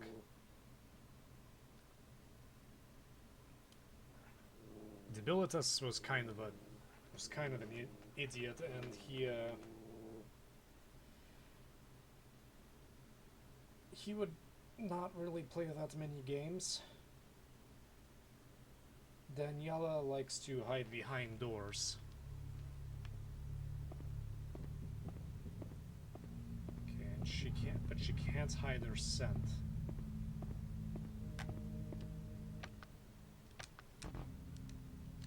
No.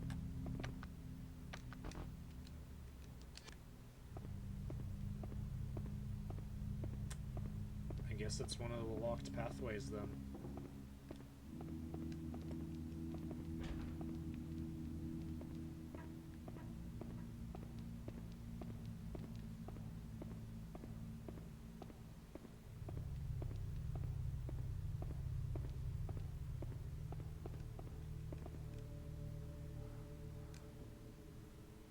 Three lies also exist.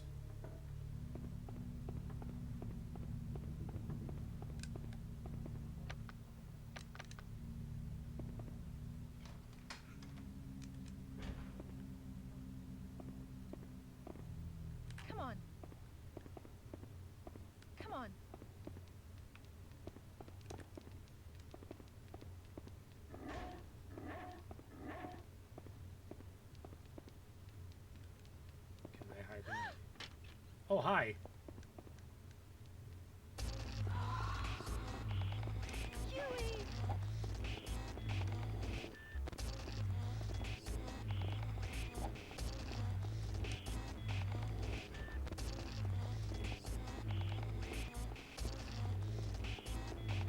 So that means she likes to hide.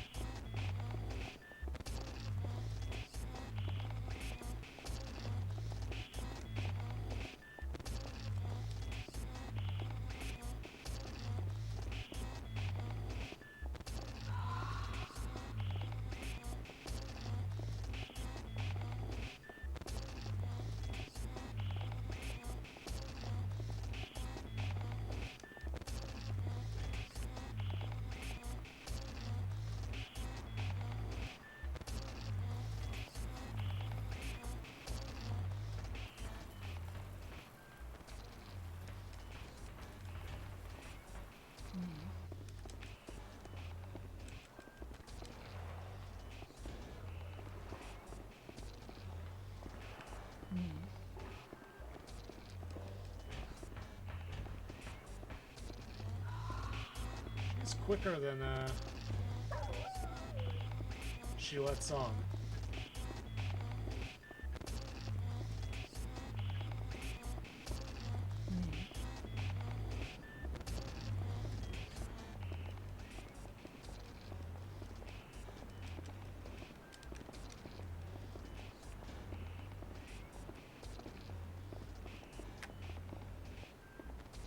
Why can't I hide there?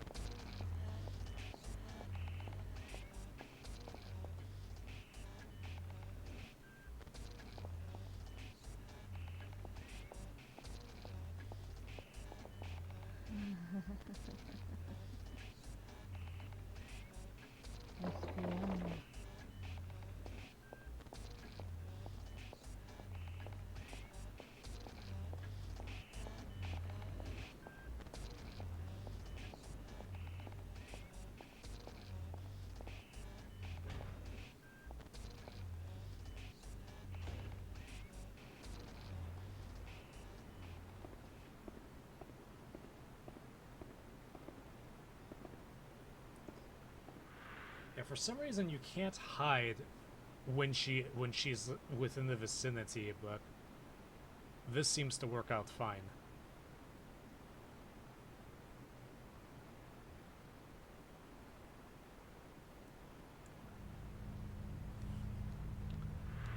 Okay, I think we're okay, and Huey's upset that he's locked several doors behind.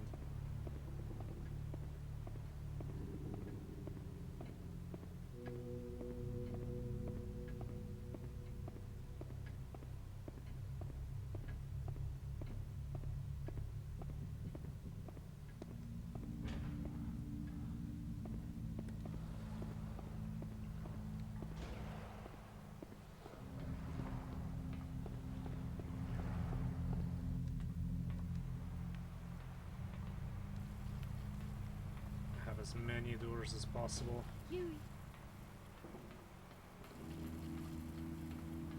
Between myself and the crazy lady. I think Huey got trapped somewhere below. Yeah, there he is.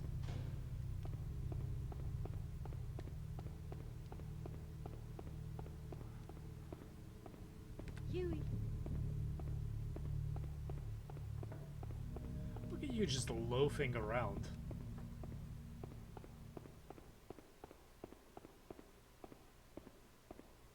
How did you get there?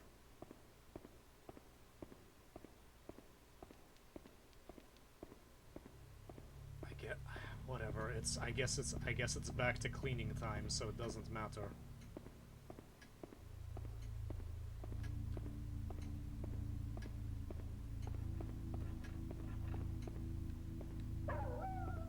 Huey. Huey. Oh, Huey, come on. Huey, I need you. Huey.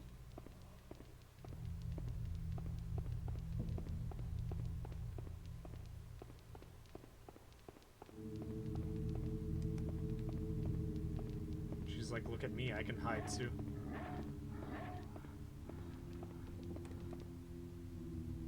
Chessboard here of all places. I guess they use this to take their minds off things.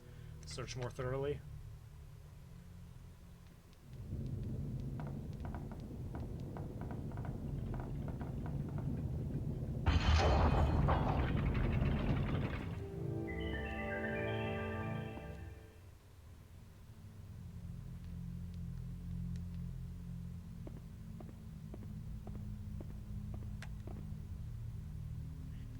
Pair of creepy wax figures.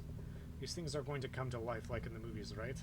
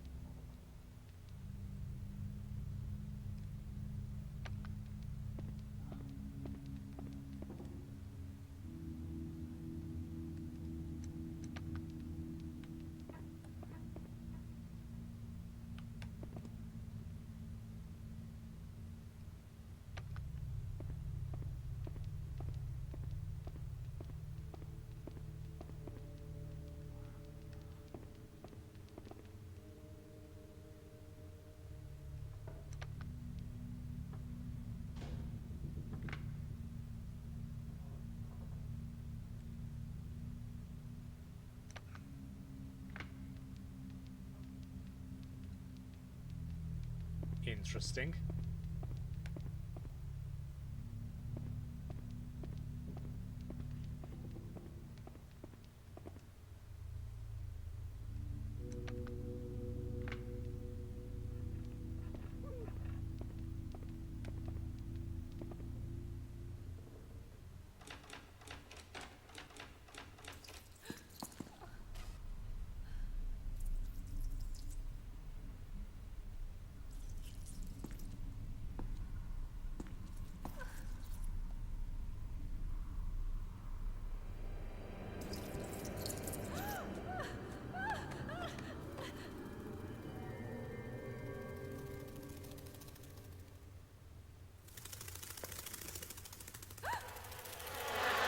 That's not a good sign.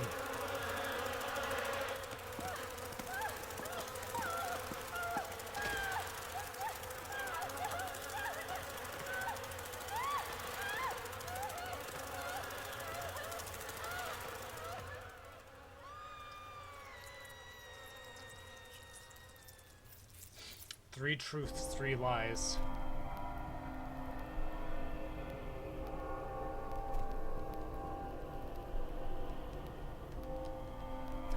That doesn't even make sense, but okay.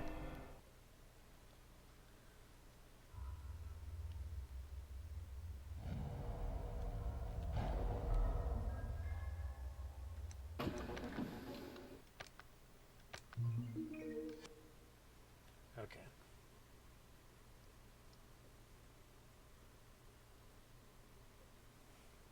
I think we've strayed that far.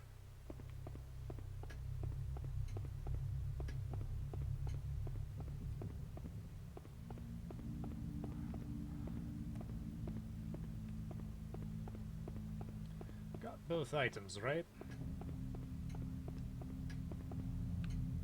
I got both with items. I'll knock the door.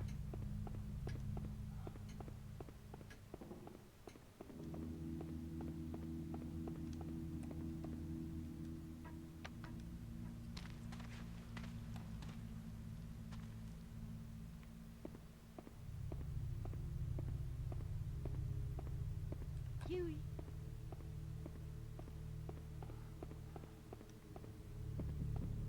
Huey, where'd you Huey. go?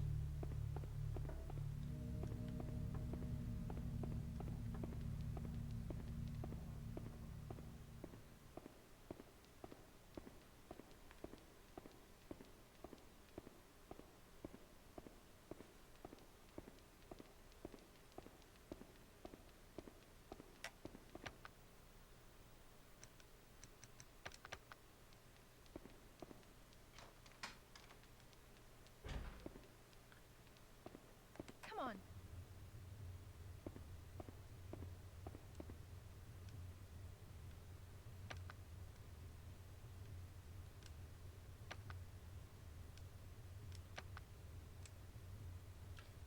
There are models and there are company sketches. I haven't seen any of these bugs before in my entire life. No. Come on.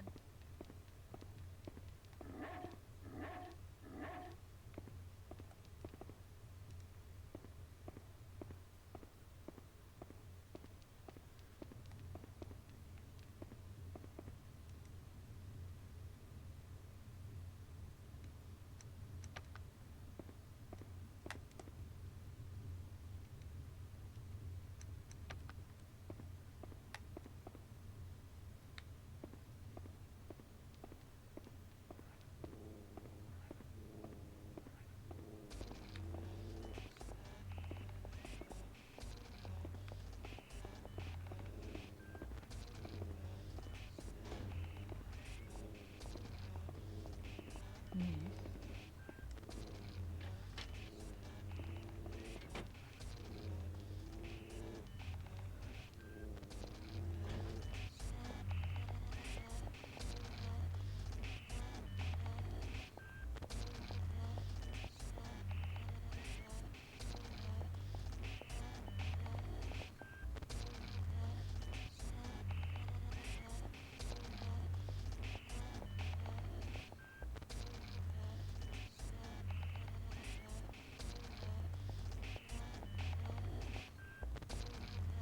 No, don't look in there.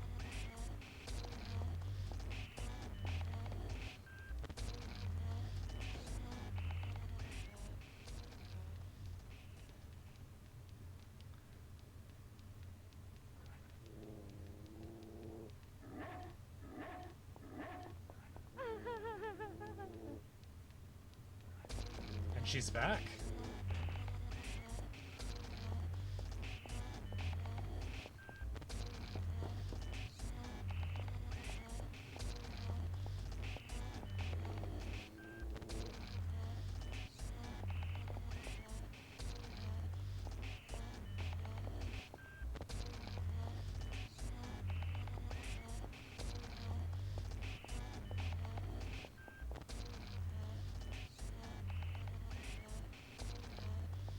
I remember hiding in the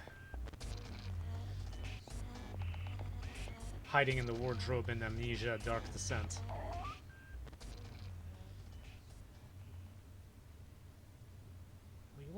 You let my dog out and then you locked him out.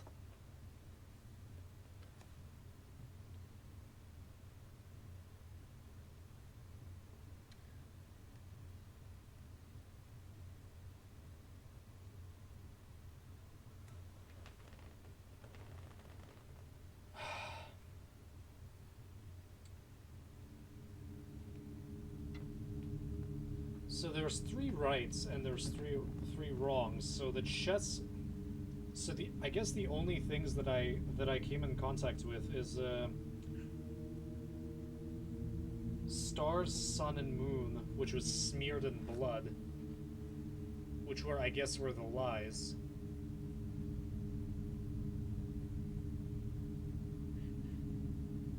Toying around with that thing on the left triggered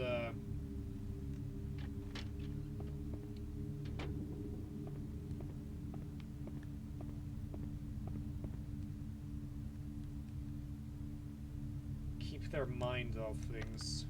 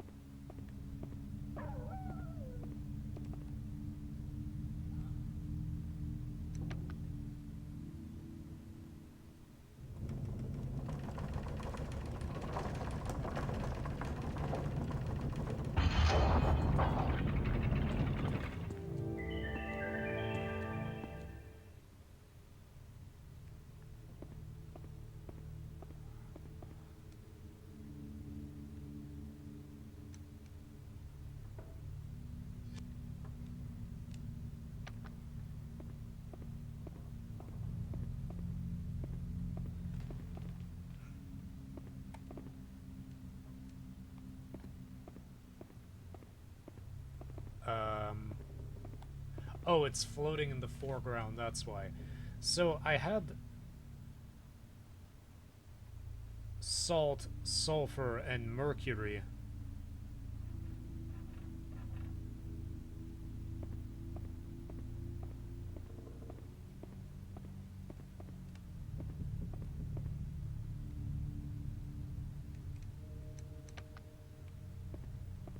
So this is definitely not it.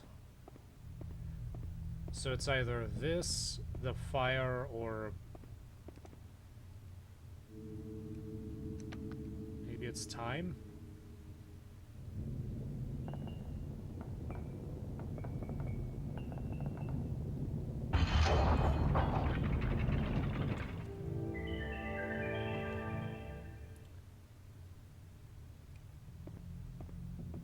So those are the three truths, I guess.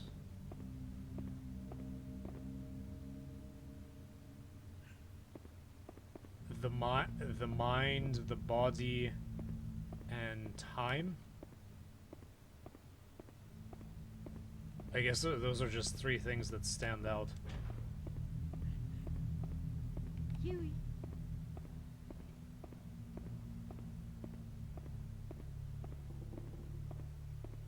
Huey. Right path leads to the truth, while the left side leads to deception. When the shroud of deception is lifted, the fog will fade, and the hidden path will make itself known. O ye faithful flock, right these wrongs. If three truths exist, it must be so that three lies exist. I'm not sure I understand the puzzle, but those were just the three things that stood out.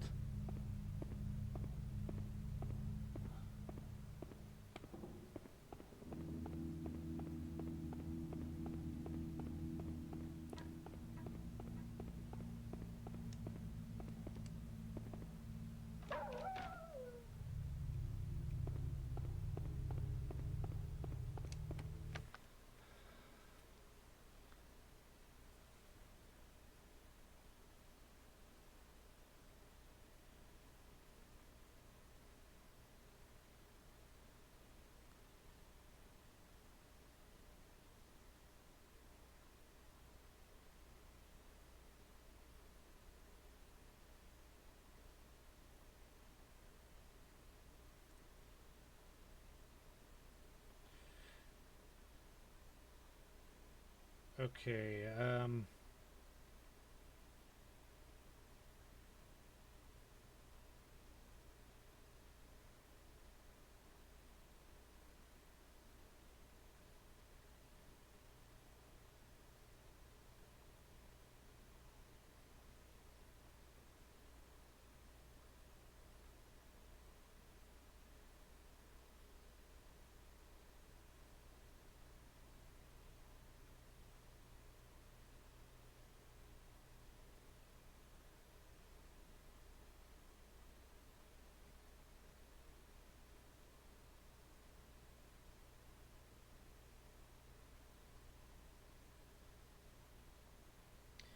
just trying to find an explanation to this puzzle, because it honestly, like, I know I figured it out, but it doesn't make any sense to me.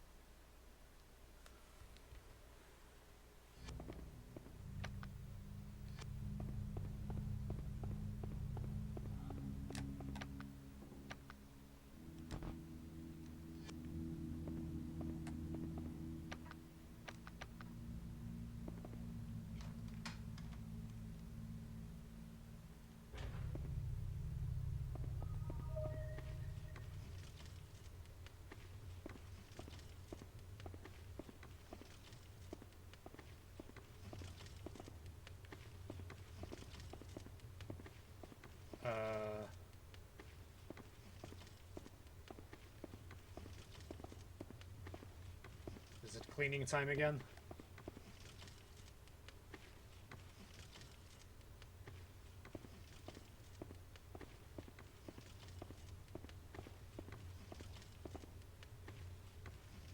Oh, okay, I get it. So...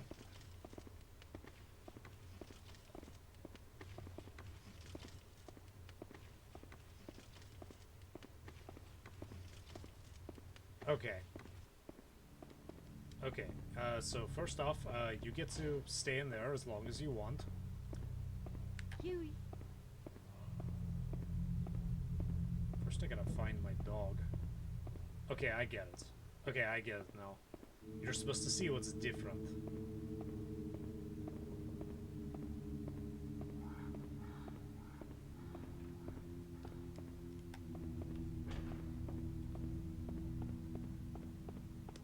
Huey. Where is my dog?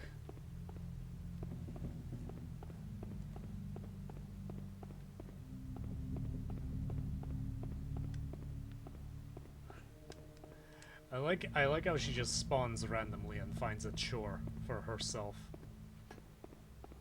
She's like, "Oh, I guess I'm just gonna work on this furnace. I don't have anything better to do with my life."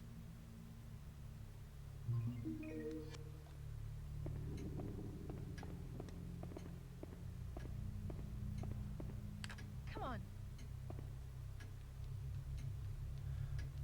Okay, so clearly my brain is running on empty right now, so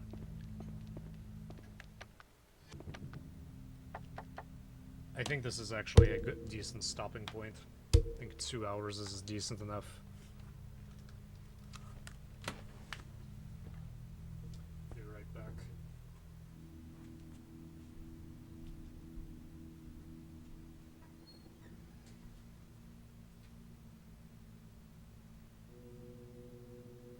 What's up? I'm just getting some water and then I'm gonna stream some more. I'm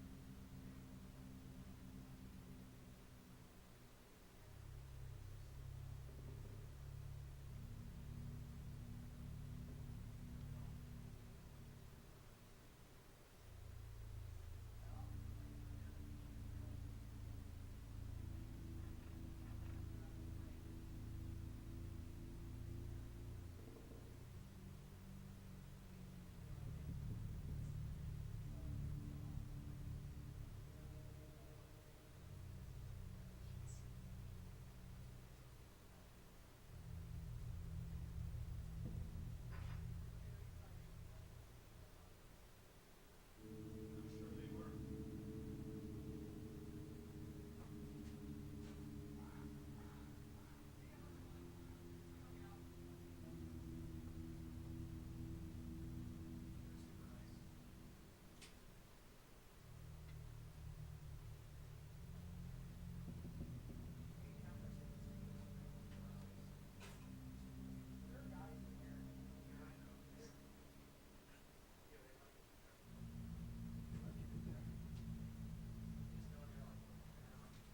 Oh, there's plenty to see.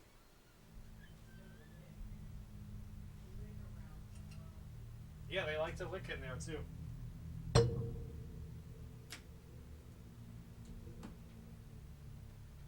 I'd help you with it.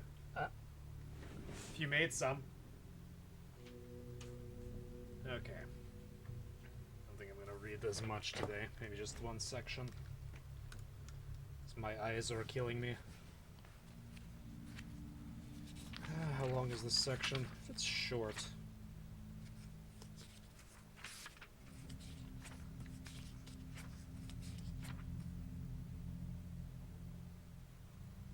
Yeah, I don't think I'll last much longer.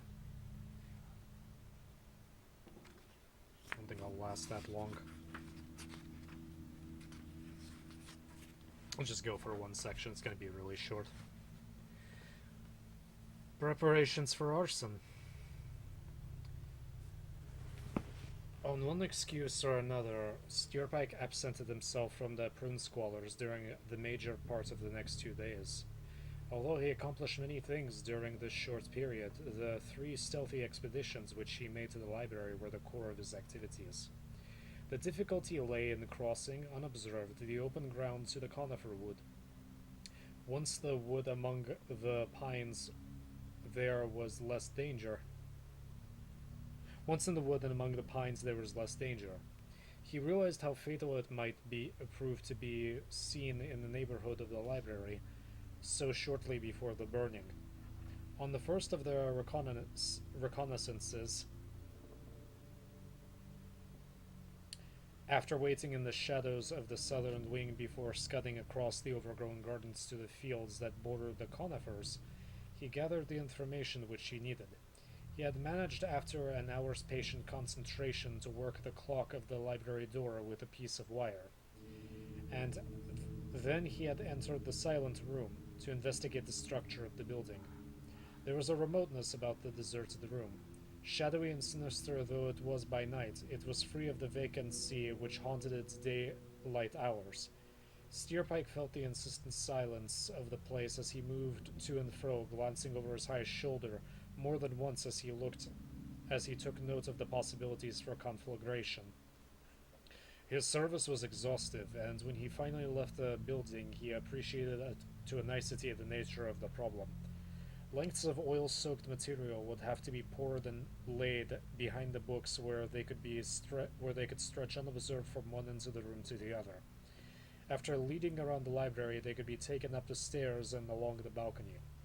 To lay these twisted lengths, no easy matter to procure without awakening speculation, was patently a job for those hours of the early morning, after Lord Sepulchrave had left for the castle. He had staggered on his second visit under an enormous bundle of rags and a tin of oil to the pine wood at midnight. He had occupied himself during the hours while he waited for Lord Sepulchrave to leave the building in knotting together the old assortments of pilfered cloth into lengths of not less than 40 feet. When at last he saw his lordship leave the side door and heard his slow, melancholy footsteps die away on the pathway leading to the Tower of Flints, he rose and stretched himself.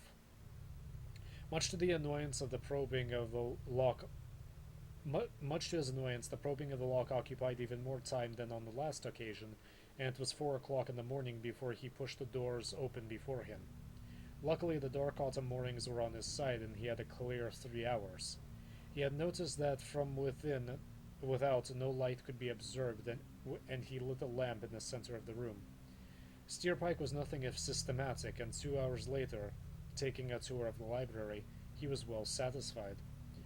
Not a trace of his handiwork could be seen save for where 4 extremities of the cloth hung limply beside the main unused door of the building. These strips were terminals of the 4 lengths that circumscribed the library and would be dealt with. The only thing that caused him a moment's reflection was the faint smell of oil in which he had soaked on the tightly twisted cloth. He now concentrated his attention upon the 4 strips, and twining them together into a single cord, he knotted it at its end. Somehow or other, this cord must find its way through the door to the outside world. He had on his last visit eventually arrived at the only solution apart from that of chiseling away through the solid wall and oak that formed the backs of the bookshelves. This was obviously too laborious. The alternative which he had decided on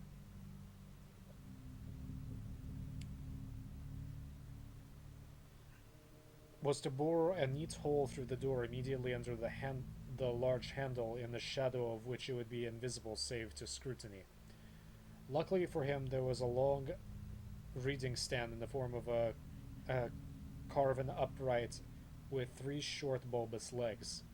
This upright supported a tilted surface the size of a very small table. This piece of wood unused in this piece stood unused in front of the main door. By moving it a fraction to the right, the twisted cord of cloth was lost in darkness, and although its discovery was not impossible, both this risk and that of the faint aroma of oil being noticed were justifiable. He had brought the necessary tools with him, and although the oak was tough, had bored his way through it within half an hour. He wriggled a cord through the hole and swept up the sawdust that had gathered on the floor. By this time he was really tired, but he took another walk about the library before turning down the lamp and leaving by the side door. Once in the open, he bore to his right, and skirting the adjacent wall, arrived at the main door of the building. As this entrance had not been used for many years, the steps that led to it were invisible beneath a cold sea of nettles and giant weeds. He waded his way through them and saw the loose end of the cord hanging through the raw hole he had chiseled. It glimmered whitely and was hooked like a dead finger. Upon the blade of the small, sharp knife he cut through the twisted cloth, so that only about 2 inches protruded, and to prevent the stub end slipping through the back through the hole, drove a small nail through the cloth with the butt of his knife. His work for the night now seemed to be complete, and only stopping to hide the can of oil in the woodwork, he retraced his steps to the prune scholars, where climbing at once to his room, he curled up in bed, dressed as he was, and incontinently fell asleep. The third of his expeditions to the library, the second during the daylight, was on other business. He might be supposed the childishness of burning down Lord Sepulchre's sanctum did not appeal to him. In a way, it appalled him. Not through any prickings of conscience, but because destruction of any form annoyed him. That is, the destruction of anything inanimate that was well constructed. For living creatures he had not the same concern, but in a well-made object, whatever its nature, a sword or watch or book, he felt an excited interest. He enjoyed a thing that was cleverly conceived and skillfully wrought, and this notion of destroying so many beautifully bound and printed volumes had angered him against himself. And it was only when his plot had so ripened that he could neither retract nor resist it that he went forward with a single mind. That it should be the twins who would actually set light to the building with their own hands was, of course, the linchpin of the maneuver. The advantages to himself which would accrue from being the only witness to the act were too absorbing for him to ponder at this juncture.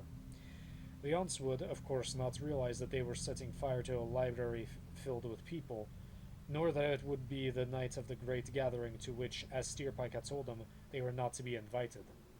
The youth had waylaid Nanny Slag on her way to the aunts, and had inquired whether he could save her feet by delivering her message to them.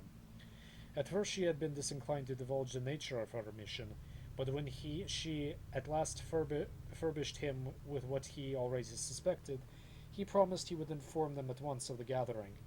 And after a pretense of going in their direction, he had returned to the prune squallers in time for his midday meal. It was on the following morning that he had told the twins that they had not been invited. Once Cora and Clarice had ignited the cord at the main door of the library and the fire was beginning to blossom, it would be up to him to be as active as an eel on a line. It seemed to Steerpike that to save 2 generations of the House of Groan from death by fire would stand him in very good stead, and, moreover, his headquarters would be well established in the south wing, with their ladyships Cora and Clarice, who after such an episode would, if only through fear of their guilt being uncovered, eat out of his hand. The question of how the fire started would close upon the rescue. On this he would have as little knowledge as anyone, only having seen the glow in the sky as he was walking along the south wing for exercise. The prune scholars would bear out that it was his habit to take a stroll at sundown. The twins would be back at their room before news of the burning could ever reach the castle. Steerpike's third visit to the library was to plan how the rescues were to be effected. One of the first things was, of course, to turn and remove the key from the door when the party had entered the building, and as Lord Sepulchre had the convenient habit of leaving it in the lock until he removed it on retiring in the small hours, there should be no difficulty about this. That such questions such as who turned the key and how did it disappear would be asked at a later date was inevitable, but with a well-rehearsed alibi for himself and the twins, and with the prudent scholar's cognizance of having gone out for a stroll on that particular evening, he felt sure that the suspicion would no more center upon himself than anyone else. Such minor problems as might arise in the future could be dealt with in the future. This was more of immediate consequence. How was he to rescue the family of Groan in a manner reasonably free of danger to himself and yet sufficiently dramatic to cause the maximum admiration and indebtedness? His survey of the building had shown him that he had no wide range of choice.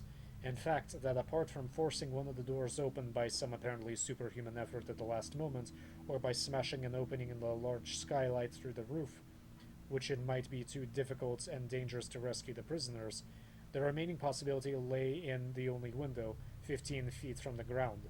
Once he had decided on this window as his focus, he turned over in his mind alternative methods of rescue. It must appear, above all else, that the deliverance was a result of a spontaneous decision, translated at once into action. It did not matter so much if he were suspected, although he did not imagine that he would be. What mattered was that nothing could be later be proved as prearranged. The window, about 4 feet square, was above the main door and was heavily glazed. The difficult nature centered on how the prisoners were to reach the window from the inside, and how Steerpike was to scale the outer wall in order to smash the pane and show himself. Obviously, he must not be armed with anything which he could not normally be carrying. Whatever he used to force the entrance must be something he picked up on the spur of the moment outside the library, or among the pines. A ladder, for instance, would at once arouse suspicions, and yet something of that nature was needed. It occurred to him that a small tree was the obvious solution, and he began to search for one of the approximate length already filled, for many of the pines which were cleared for the erection of the library and adjacent buildings were still to be seen half buried in the thick needle-covered ground. It did not take him long to come upon the almost perfect specimen of what he wanted. It was about 12 to 15 feet long, and most of its lateral branches were broken off close to the bole, leaving stumps varying from 3 inches to a foot in length. Here, said Steerpike to himself, is the thing. It was easy for him to find another, but eventually he discovered some distance from the library what he was searching for. It lay in the dank hollow of ferns. Dragging it to the library wall, he propped up both the pines upright against the main door and under the only window. Wiping the sweat from his bulging forehead, he began to climb them, stamping off those branches that would be too weak to support Lady Groan, who would be the heaviest of the prisoners. Dragging them away from the wall when he had completed these minor adjustments, and the feeling of satisfied that his ladders were now serviceable yet natural, he left them at the edge of the trees where a number of felled pines were littered, and next cast about for something with which he could smash the window. At the base of the adjacent building, a number of moss-covered lumps of masonry had fallen away from the walls. He carried several of these within a few yards of the ladders. Were there any question of his being suspected later, and if questions were raised as to how he came across the ladders and the pieces of masonry so conveniently, he could point to the heap of half-hidden stones and the litter of trees. Steerpike closed his eyes and attempted to visualize the scene. He could see himself making frantic efforts to open the doors, rattling the handles and banging the panels. He could hear himself shouting, "Is anybody in there?" and the muffled cries from within. Perhaps he would yell, "Where's the key? Where's the key?" or a few gallant encouragements, such as, "I'll get you somehow." Then he would leap out to the main door, and beating on it a few times, deliver a few more yells before dragging up the ladders, for the fire by that time should be going very well. Or perhaps he would do none of these things and simply appearing to them like an answer to a prayer in the nick of time. He grinned. The only reason why he could not spare himself both time and energy by propping the ladders against the wall after the last guest had entered the library was that the twins could see them as they were performing their task. It was imperative that they should not suspect the library to be inhabited, let alone gain an inkling of Steerpike's preparations. On this, the last occasion of the 3 visits to the library, He once again worked the lock of the side door and overhauled his handiwork. Lord Sepulchrave had been there on the previous night as usual, but apparently had suspected nothing. The tall bookstand was as he had left it, obstructed the view of and throwing a deep shadow over the handle of the main door, from beneath which the twisted cloth stretched like a tight rope across the 2-foot span to the end of the long bookshelves. He could now detect no smell of oil, and although that meant that it was evaporating, he knew that it would still be more inflammable than the dry cloth. After he selected a half-dozen volumes from the less conspicuous shelves, which he had hid in the pine wood on his return journey, and which he collected on the following night from their rainproof nest of needles in the decayed bowl of a dead larch. The three of the volumes had vellum bindings and were exquisitely chased with gold, and the others were of equally rare craftsmanship, and it was with annoyance on returning to the prune squares that night that he found it necessary to fashion for them their neat jackets of brown paper to obliterate the grown crest on the fly-leaves. It was only when these nefarious doings were satisfactorily completed that Steerpike visited the aunts for a second time and repined them in their very simple roles as arsonists. He had decided that rather than tell the prudent squires that he was going out for a stroll, that he would say instead that he was paying a visit to the aunts, and then with them to prove his alibi, for somehow or other they must be got to and from the library without the knowledge of their short-legged servants. Their story and that of the doctor would coincide. The doctors would coincide. He had made them repeat a dozen or so times, "We've been indoors all the time. We've been indoors all the time," until they were themselves convinced as if they were reliving the future. That's the end of the section.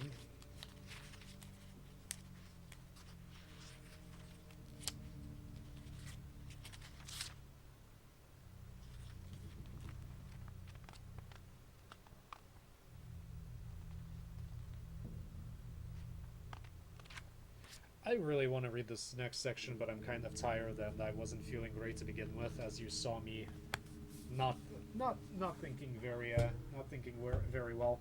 Very obvious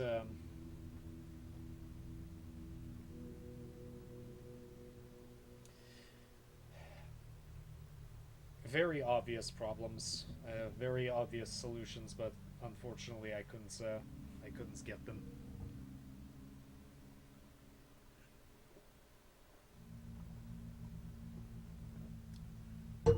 I mean, in hindsight, they made sense, and to my credit, I figured out what I needed to do.